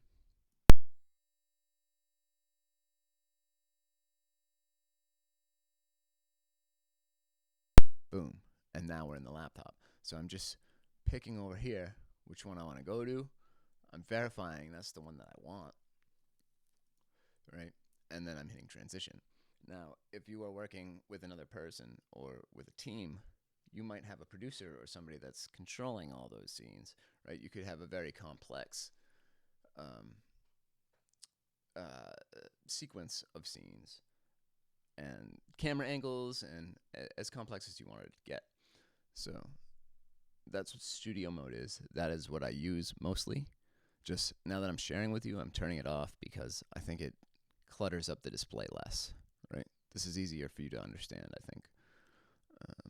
With that, I think I'm going to go refill my coffee, and we'll come back, and we'll do some more photo editing, and perhaps we will have a song from Studio A. We'll see. I will catch up with you in, I don't know, a couple minutes.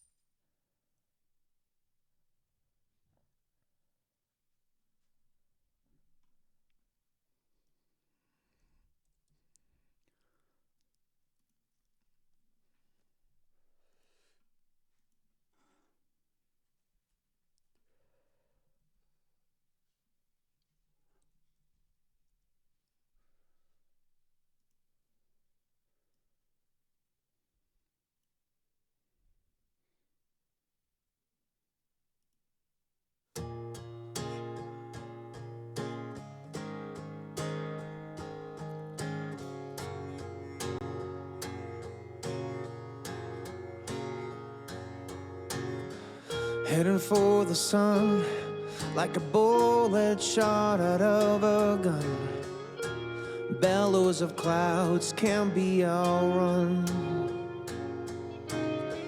Ponder the world below. The sky is smeared in indigo. Towers of gray covered in snow. Come from a small town where nobody lives.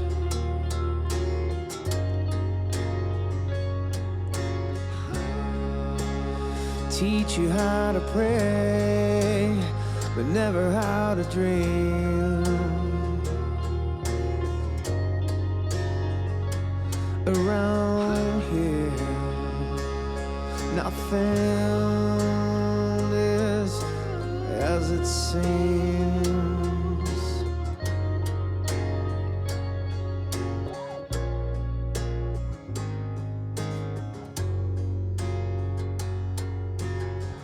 at the quarry throwing stones. I'm trying not to feel alone, but the death of this town settles in my bones.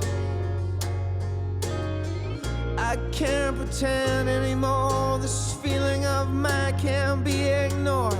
I'm running for my life. I'm kicking down the door. I come from a small town where nobody lives.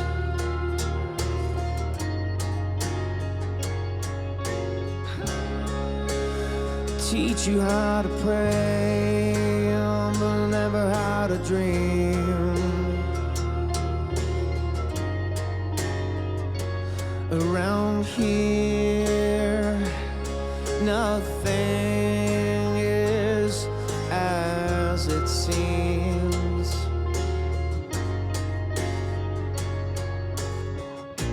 You're fading in the landscape. I'm drowning in the quicksand. No one here ever escapes.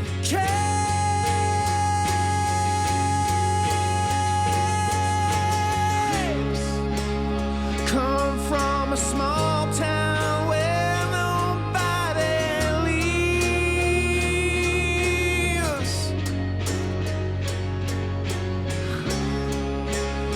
Teach you how to pray, but never how to dream.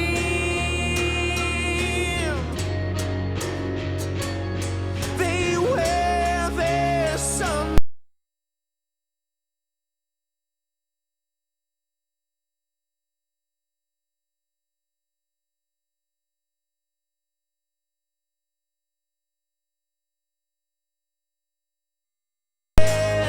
Is as it seems, nothing.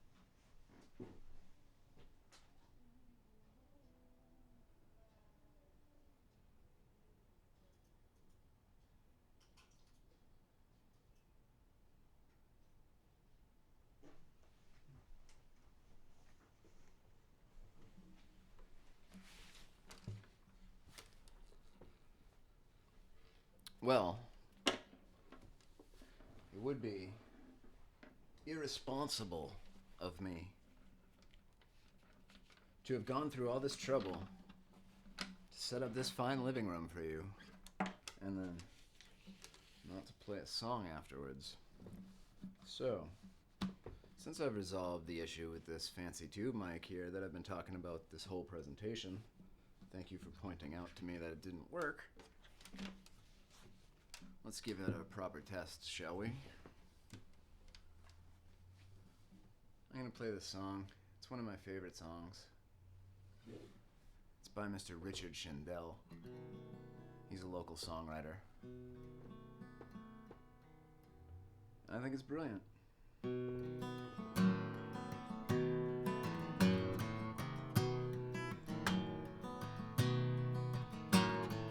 Emerge from the turnpike was murder, but it's never a cinch. It was Friday at 5 and no one was giving an inch. They squeezed and they edged and they glared. Half of them were clearly impaired by rage or exhaustion. The rest just touchy as hell.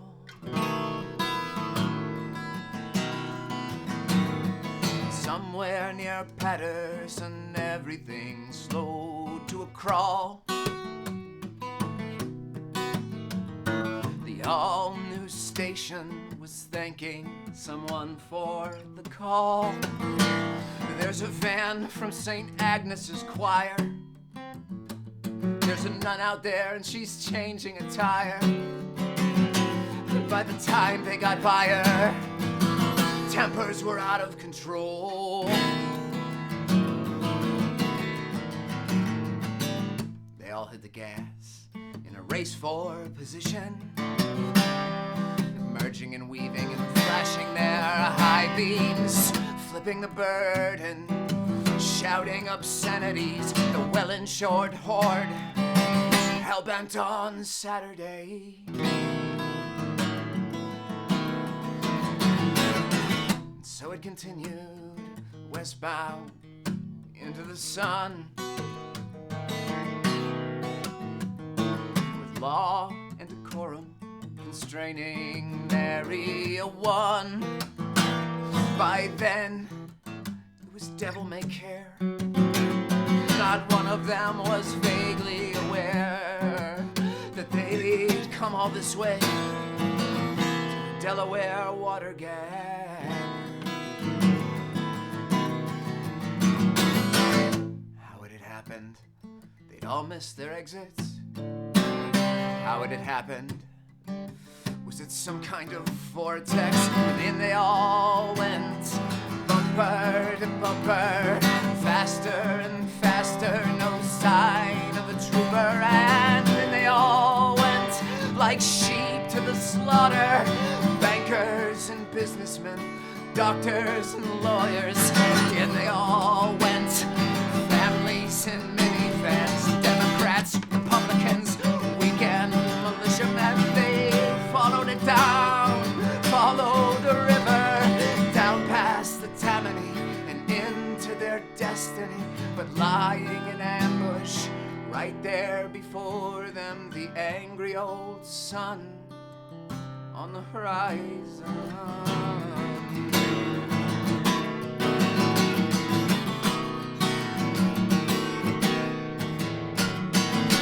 Sister Maria tightened the bolts on the spare. She said a quick prayer and then put the old van into gear. Thank God that the traffic was light. If she hurried, she might not be late to that evening's performance at the state penitentiary.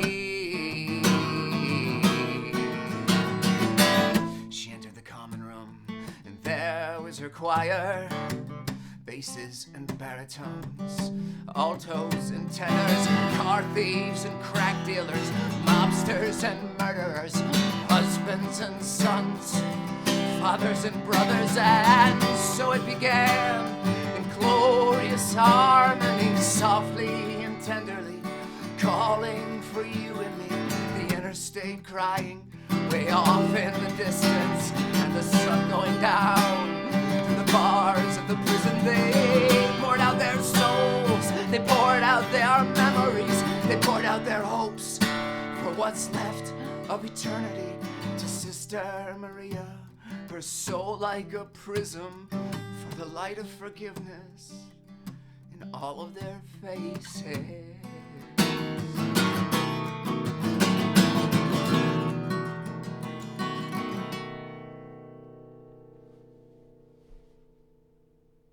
Ta-da!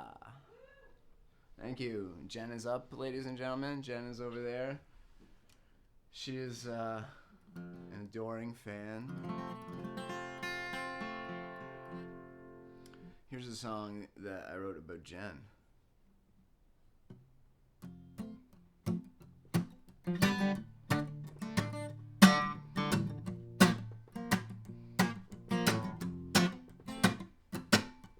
Jen can't be your Jesus. She can't save your soul. Jen can't slow the aging process when you're getting old. Jen can't keep your secrets. She can't make it rain. Jen can't light herself on fire and climb back through the flames. But you should try that. If you put it on pay-per-view, I'd buy that. I would buy that. Jen can't be your Jesus. She can't kill the pain. Jen can't give a blind man sight or new legs to the lame. Jen can't save you now. There's nothing here worth saving, 'cause the world is just a ball of gas that's drifting towards oblivion. And there's nothing she can do to make it stop. The reefs are gone, the bees are dead, the polar ice caps are melting. Fukushima, North Korea, in America the beautiful.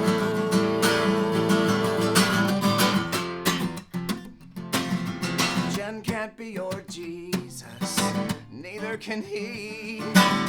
It looks like you're stuck here with me. And there's nothing she can do to make it stop. The reefs are gone, the bees are dead, the polar ice caps are melting. Fukushima, North Korea, America the beautiful. There's nothing she can do to make it stop. The reefs are gone, the bees are dead, the polar ice caps are melting. Fukushima, North Korea, America the beautiful.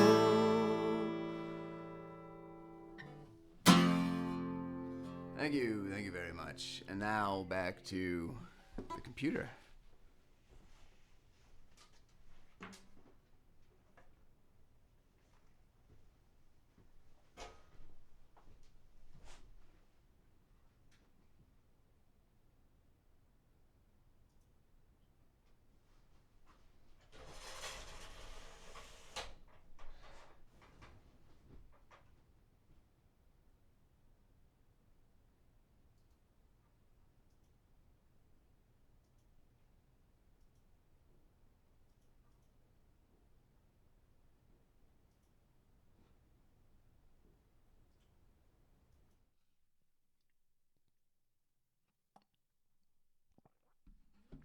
All right, and we're back. Cool. So it is 12:04 p.m. That gives us approximately about an hour to play around. Now, I think we should spend that time in Lightroom playing with some photos, because playing with photos is fun. All right, are you with me?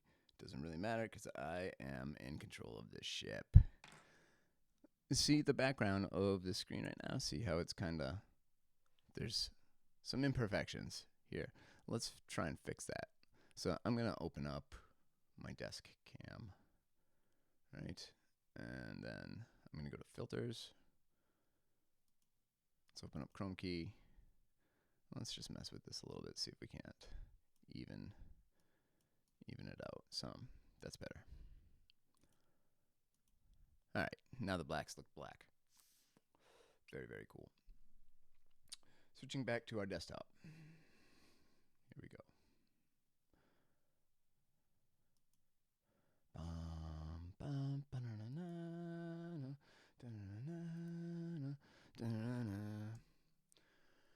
All right, let's see. Which image do we want to... I think I want to work on this image because it's cool. And there's... looks like there's no detail in it at all. It was very dark this day.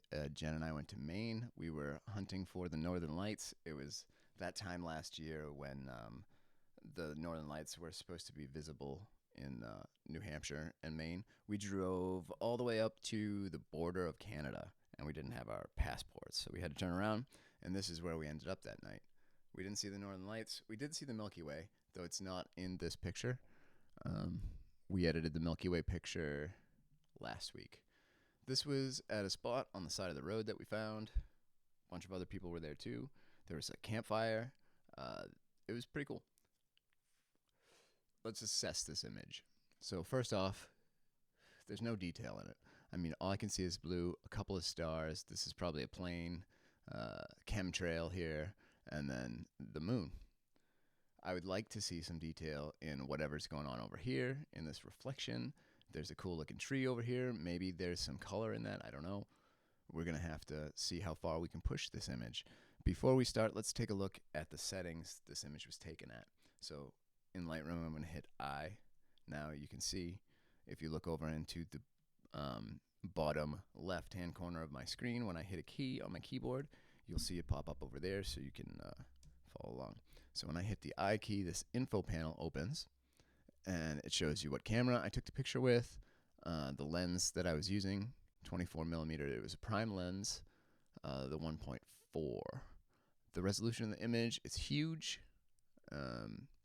This picture was taken at ISO 1600, 24 millimeters because that was a prime lens, at f6.3, which is, I was trying to get it sharp, and 8 seconds. So this was definitely on a tripod. We went out there with our tripods. We were trying to get the northern lights, so we were prepared for long exposure photography. That's what this is. Cool. Hopefully, since that shutter was open for a whole 8 seconds, there's a lot of information in this photo that we can pull out. That's what I'm hoping for. So let's start in our basic settings here. Up in the top right, we have our edit tools. So you can use E, right? If you hover over that, it tells you. That's very handy. E brings open your edit tools. The first module here we want to look at is light.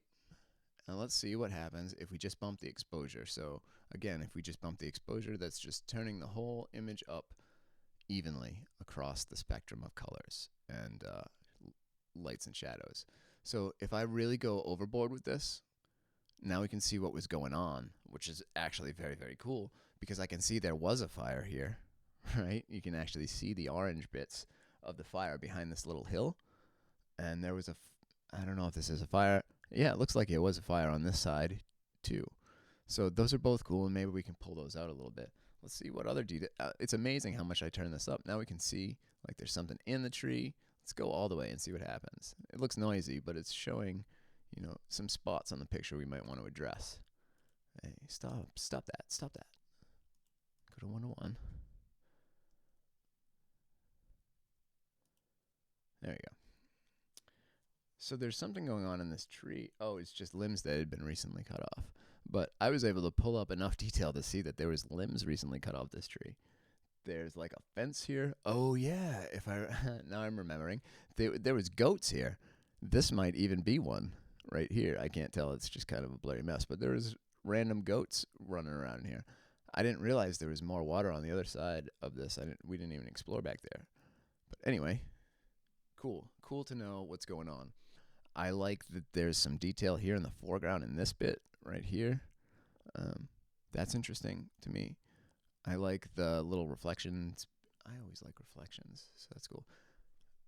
All right, let's see what we can really do. Let's do some real work here. Let's turn up the exposure by something reasonable. On my camera, I can push it to about 2 stops probably before it starts getting weird. So that's what I'm going to do. You'll learn over time how far you can push the files that come out of your camera, depending on how many megapixels it is and what format you're shooting in. You always want to shoot in the raw format so that you can extract this information later.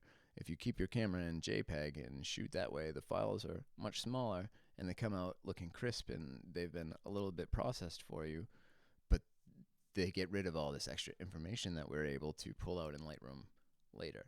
So always print in RAW, even if you don't think you need it, because 2 years from now you might want to go back to that photo after you learn some editing skills and pull up some more detail.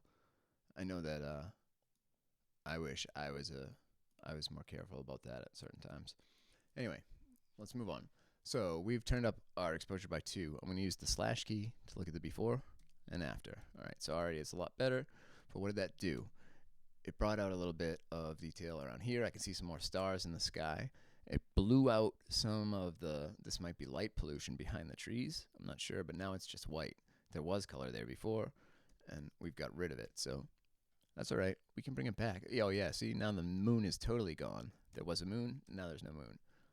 Don't worry. We'll bring that back. Cool. I like what this is doing so far. I like the tone of blue that we're seeing in the reflection here. I haven't messed with any of these colors. This is straight out of the camera. It was they call it the blue hour. So it was right after sunset, like twilight kind of. Let's play with the contrast. Right? So let's see what happens if I pull the contrast up. It makes the blues a deeper color of blue, but it also makes the blacks a little blacker. If we go the other way,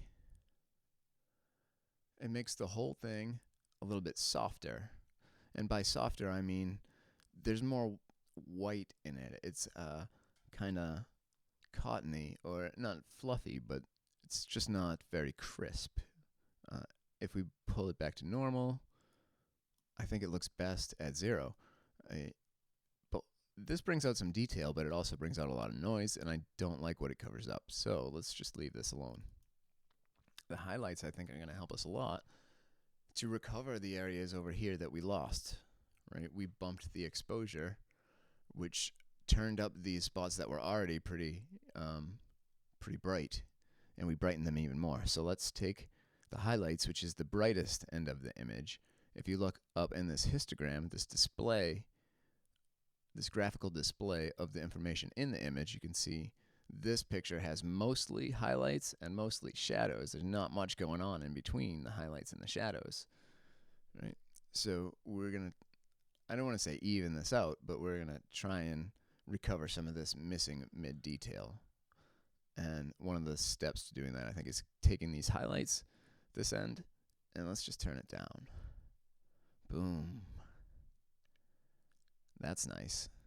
And I'm going to turn it all the way down, because turning it all the way down fixes a lot of things, and it accentuates maybe some color in this little rim around the tree line, which I like. There's some orange in there coming from somewhere. So all we did was take this highlight slider, this is where it was, and we're taking the brightest part of the image down.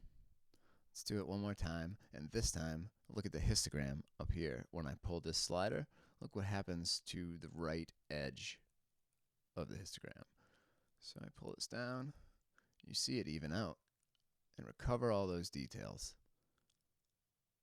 And you couldn't do that if you had shot this picture in JPEG, right? You need to have a raw image in order to support that. Okay, so cool. That's helped a lot.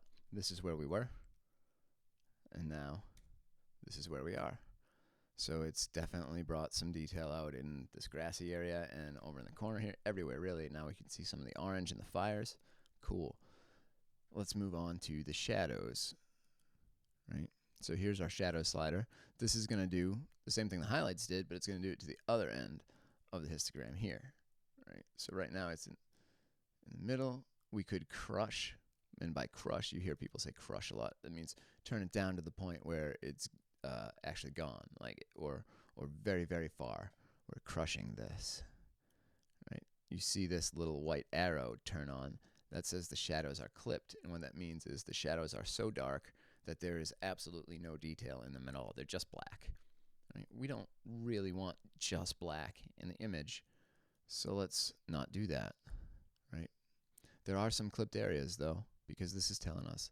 If we click this, it should show us where the clipped areas are. So let's do that, and we can see these little blue speckles. And all these little blue speckles here in the grassy areas in the middle are gone. That's just black darkness. So what I'm going to do is take these shadows and just pull them up until those speckles go away. I'm not going to do that. That looks bad. I'm going to pull them up a little bit, though, and some of the speckles will go away. If you push it too hard, it does more harm than good, and we don't want to do that. Every change we make has to be, well, it doesn't have to be, but ideally is going to be a positive change. Let's take a look at our before and after. Let's turn that off because it's obnoxious.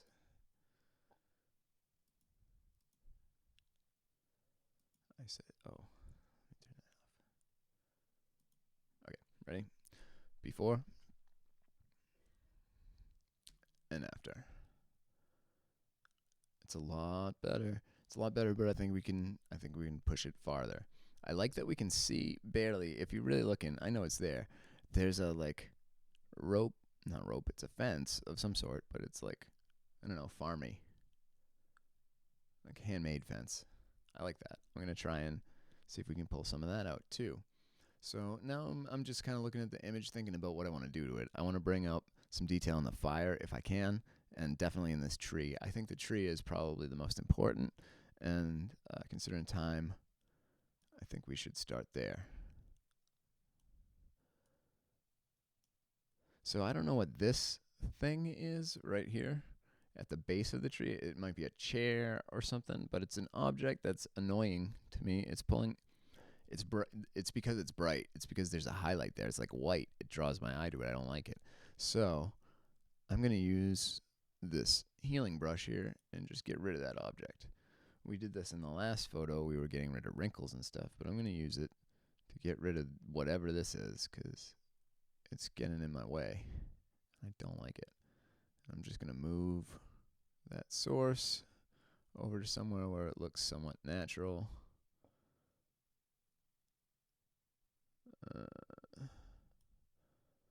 I might want to grab a little bit more because I saw a little bit more white there that I didn't like. So, all right.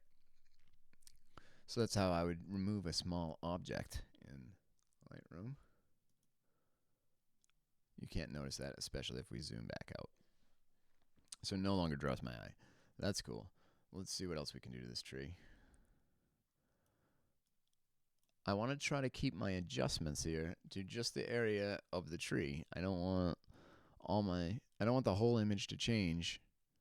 I just want to bring out the tree. So I think the best tool for that is this radial gradient tool. You could use R on your keyboard for that, or just click on the little circular one.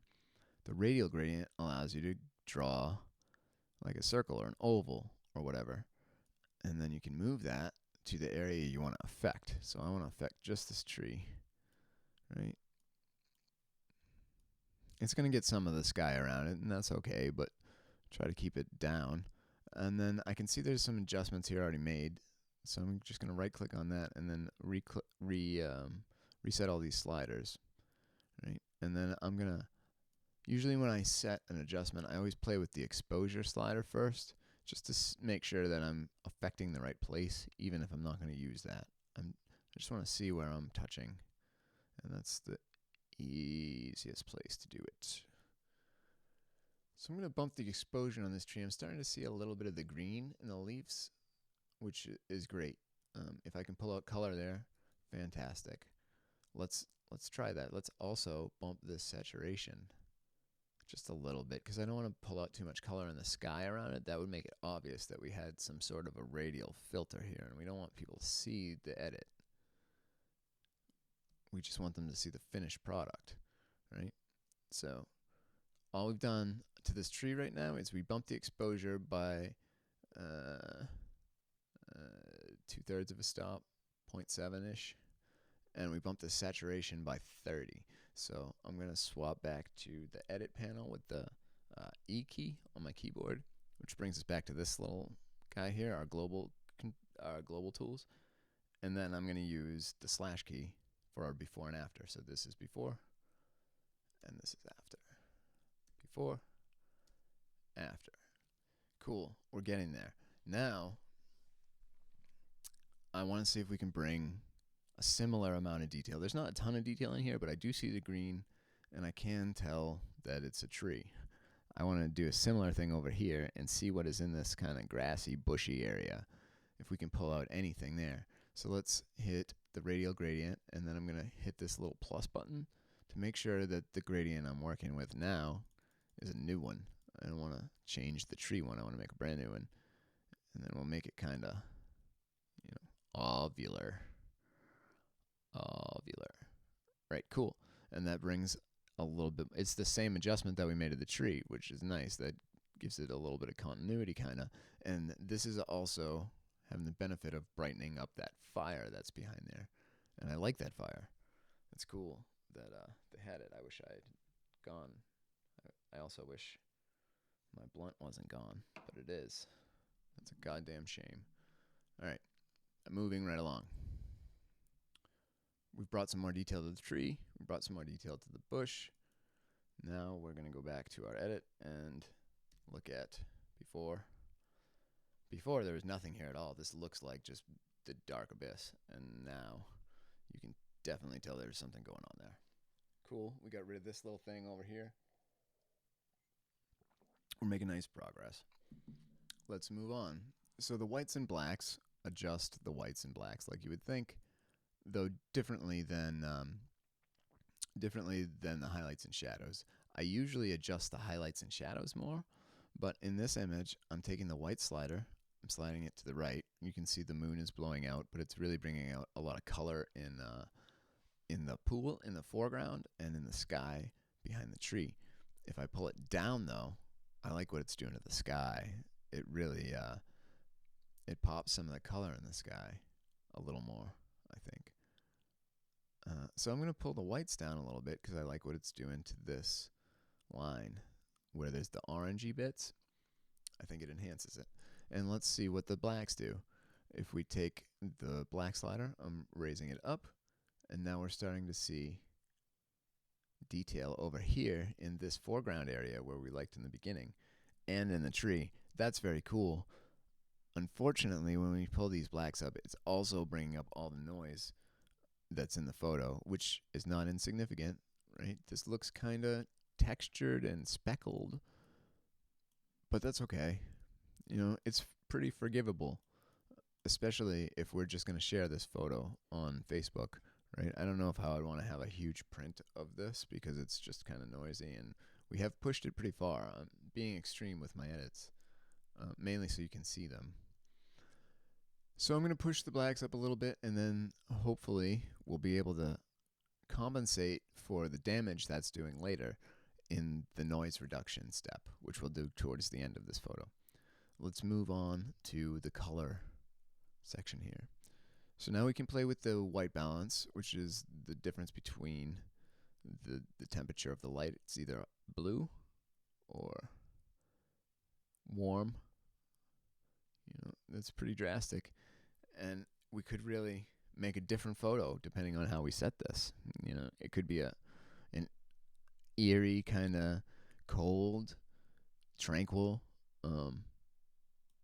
lake, pool, or it could be the end of summer, a campfire at your, lake house.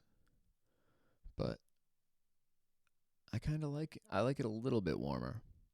Right? I like that it's bringing out some of the warmth in the grass and in the fires and around the tree line. So I'm going to warm it up a little bit, Chris.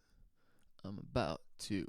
And then on top of that, let's play with the vibrance and the saturation now. The vibrance is going to adjust some of the colors, just the ones Lightroom likes. It's actually, this is a really nice photo in black and white. I hadn't even thought of that. I don't want it to be black and white, but that's pretty nice. Now I'm going to turn it the other way, and look how blue everything gets. It's very processed, but so what? This looks like a fantasy world anyway. Like, this is what's cool about this place in general is that it's amazing, right? So there's nothing wrong with accentuating that or adding to it a little bit. So that's brought out some more blues in the sky and in the water. Let's play with the saturation as well and see what that does. It also enhances the blues, but the oranges too. Now, I like what it's doing to the oranges and the yellows up here. I really like that, but I don't like what it's doing to everything else in the picture. So I'm going to turn that down, and instead, I'm going to come down here to the color mixer, and I'm going to adjust these colors so that I can selectively affect just that, right? So let's see. I'm not sure if this color right here is orange or if it's yellow. So I'm just going to use the saturation slider and pump it and see, right? If I pump it to the right, that orange bit pokes out, and if I pull it back, it disappears. So it's orange. I'm just going to pump the saturation here. Right? So now I get more of the orange I want without any more of the blue. Perfect. Well, not perfect, but damn good. Now let's do before and after. So here's our before. Here's our after. It's starting to look like an image. It's very, very noisy, but we'll get there. Let's look at effects. What can we do in the effects? If I have a feeling if we mess with the texture or the clarity any, more so the texture, I think it's going to accentuate the noise and the grain in the image that we don't want. But sometimes I'm wrong. It's rare, but sometimes it happens. Let's see what happens. See what it does. It can either make it rough, make the image rough and textured, or it can make it kind of slippery and oil painting-y. And I think I like turning the texture down on this photo because one of the byproducts of doing that is it masks the noise. So this looks, it's not as sharp an image, but it's a lot less noisy. I feel less uncomfortable with it, and that's good. I thought I saw a dust spot on this image, but it was just a spot on my monitor. I was going to show you how to fix a dust spot. Right, there is no dust spot. Cool. Let's move on. So I'm turning the texture down a little bit because I like the softness of this image. And then let's see what the clarity does if I pull it up. See how it makes anything that has a defined line sharper, kind of. It does something with the sharpness. It does sharpen the lines in a different way than the sharpness tool does, but I can't explain it further than that. I'm going to add a little bit of clarity here because I think it's making all the objects in this stand out from the background a little bit more. And let's do it before and after. Before, you can't even really tell because it was just all black before, so we're not really seeing the difference. Excuse me.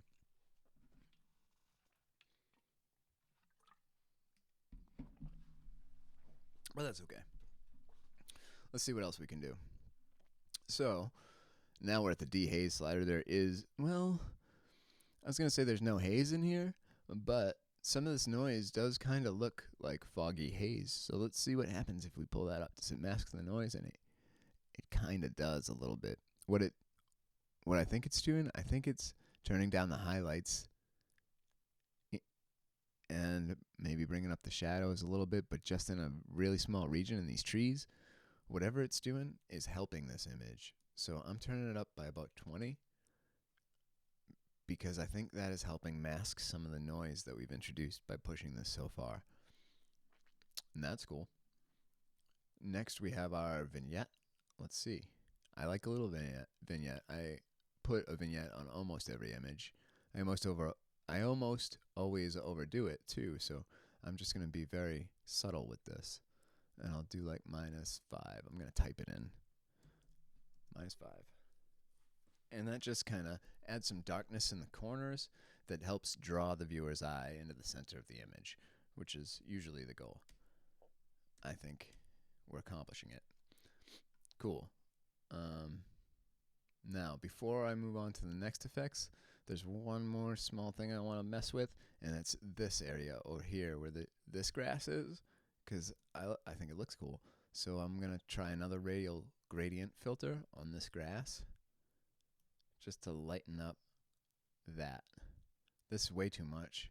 It pops out a lot, so right now it's at 0.7. I'm going to bump that to like 0.2. I don't want you to know I bumped the light there. And then this is also bumping the saturation, and we don't want that, so I'm going to bump that down.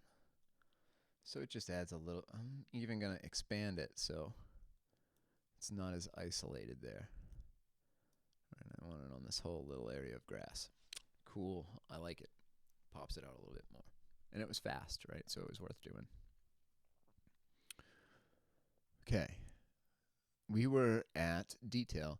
We're going to skip detail and come back to detail last because mainly because if we adjust things here, it slows down the computer and I don't want to do that. So it's also just good practice to do that last. Optics, we explained this in the last the last photo we edited. This chromatic aberration will get rid of some imperfections in some lenses. I'm not seeing a difference. I'll just leave it on because why not? And then let's see what the lens corrections does. So it's subtle, but it's pulling the edges of the images. It's pulling the edges of this image out. It's trying to correct what's called a barrel distortion, and it's trying to correct a natural vignette from the lens. We just added more vignette in because we like the vignette effect, so having these lens corrections on here would be counterproductive. So I'm just going to turn that off. I like it better without. I think it just looks better. I like the distortion. It has a character to it. And then the geometry helps us straighten straight lines. There really aren't any straight lines in this photo at all, so that's not going to be much use to us. Now there's some other tools here we haven't gone over. This one under the edit panel is the crop tool. If you wanted to change the size of your image, this is where you do it. So a lot of times, if you're trying to sell your images or frame them, you want an 8x10 or a 4x5 ratio image. So this is where you could crop your image to an 8x10. This would fit in an 8x10 frame, but see what it does to the picture? It's not as cool a picture anymore in this. So it doesn't work for every image. Some of them just don't crop to 8x10s well. This one's would look better as a 11x14, so I'm not going to crop it. I'm just going to leave it the way it was, which was a 2x3 ratio, 11x14. Cool, that's the crop tool. It also, you can use this little straighten bar in the crop tool to adjust the line. And let's actually do that because it looks like the horizon wasn't quite straight. So you can see it kind of just tilted the image a little bit and helped to make sure that this horizon line is straight. Boom. Cool. Actually, it's not cool. I liked it better before. So I'm going back. I hit Control Z to go back. I don't like that when I used that tool. It did straighten the horizon a little bit, but to do so, it had to crop in a little bit. And that cropping messed up my my composition. I don't like the look of it anymore, so I don't need that tool, right? You don't have to use every tool just because it's here. Let's see what we can do with this pool here in the foreground. Let's see if we can bring some more attention to that. This would be a good way to do that. We could use this linear gradient tool. This tool brings up like oops. Sorry, I clicked off the window. What happened here? Oh no.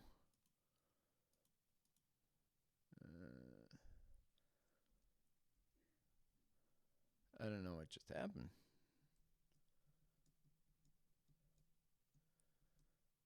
All right. Whew. Thought we lost all our work there. I just hit Command Z to go back a few times. I must have hit some keystrokes that I shouldn't have. Cool. So we're back where we were. Ooh, I got scared there. Now I'm distracted. What were we trying to do? Oh, we were going to use this linear gradient tool to get some more detail, draw some more attention to this cool looking pool in the foreground. So see how it's pulling up this little accordion type situation? I'm going to let go of this, and then I'm going to hit the O key, like from the other tool, so you can see that red overlay, right? And that shows you where this linear tool is going to touch. So if we want to just affect this pool, see it kind of, it fades in naturally here to the shore, if that's what you'd call that. I guess you would call that the shore. So now any of the changes we make here are just going to affect the area that has this red overlay on it. I'm going to hit the O key to get rid of that overlay, and then let's play with some of these tools. So let's just turn the exposure up. I mean, we can't push it too far, but a tiny bit works. It just helps brighten up the image a little bit. It doesn't hurt the other aspects of the image, so I think it makes it look better. So I'm going to bring it up by, what is that, 2/3-ish of a stop.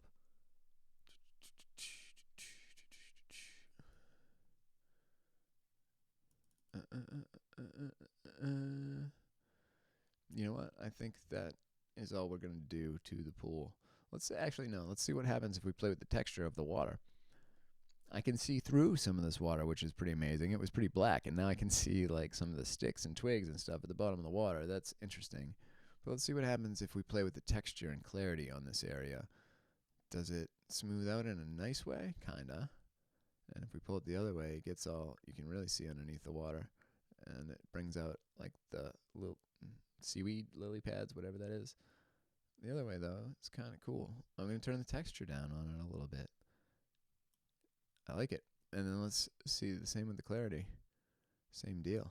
I can turn the clarity of that down a little bit too. And it just kind of makes the water look a little bit more placid and a little less dirty, which is cool. All right, we're done with the linear gradient. Now it's 12:37. I think we're about done with this image, so let's go back. I said we were going to look at the detail tab at the end. Let's do that, because some cool stuff can happen here. First, let's take a look at our noise reduction. All right, there's some settings here. You can mess with the detail and contrast noise reduction settings. I usually don't. It's enough to just mess with the slider in most cases. I mean, you can tweak it if you want, but speed's important. So what I'm going to do is I'm going to put this up in increments of like 10, right, and see what it does to the image. It helps if you zoom in to see what this is doing. So 10 isn't really helping much. I'm bringing it up to 20, and now I can start to see some of that noise in the areas that we turned up heavily with the exposure. It's blurring. It's blurring, which is okay because this is a really dark image. Nobody's looking that closely, and it's going to be shown on a phone really small. So this is going to pop, and you're not going to see the noise. So I think 20 is probably good here. If we went really extreme with this noise reduction, let's try that. Let's go to 100. It turns this into like the oil painting effect, which could be nice if you're into that sort of thing. I think that looks cheesy, though. So I'm going to just put this up to like 30. Back it off because it's already at 30, making it kind of oil painting-y. 20 was good, right? And then sharpening for the last step here is going to help define the edges around the objects, right? So right now I would define the objects as this hill is an object, this tree is an object, this, I don't know what you call this, peninsula, plateau, island, whatever the hell this grassy part is an object, and I would call this tree line an object. So the sharpening is going to help bring some detail to all those little fine lines in those objects, right? See, you probably can't see this at 720p. It's very subtle, but it kind of makes the highlights and the lines around things not sparkle, but stand out a little bit more. So it helps things look a little more not 3D, but it gives things depth, right? A different sort of depth. I'm just playing with this right now at its default settings, right? There's a little disclosure triangle here you can click on that gives you some control over what gets sharpened. Right now, this is the default setting. It has a radius of 1.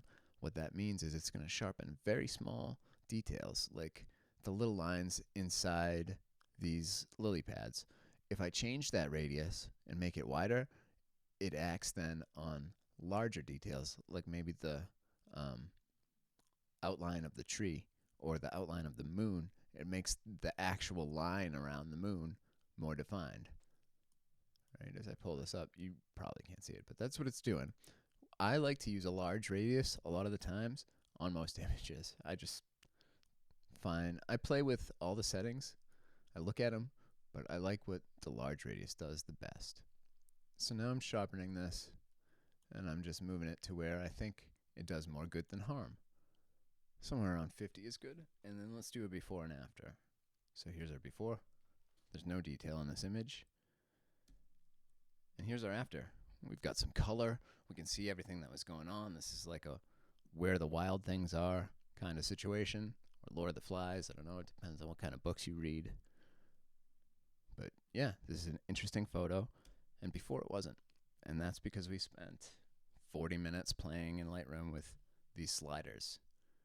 You know, I didn't even have to really do anything except move my hand right and left. Pretty cool.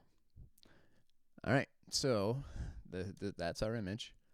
And I think I'm going to switch back to me, right, in OBS and give you a goodbye address. Or maybe I'll pull up Facebook and see if anybody said anything that I could respond to. Well, OBS says to me right now it's not responding. So it's either crashed or I'm not going to be able to switch scenes again. So I think this would be an appropriate time for us to end. I appreciate you sticking through this with me. It's been fun. And have a good night. Good day. Make stuff.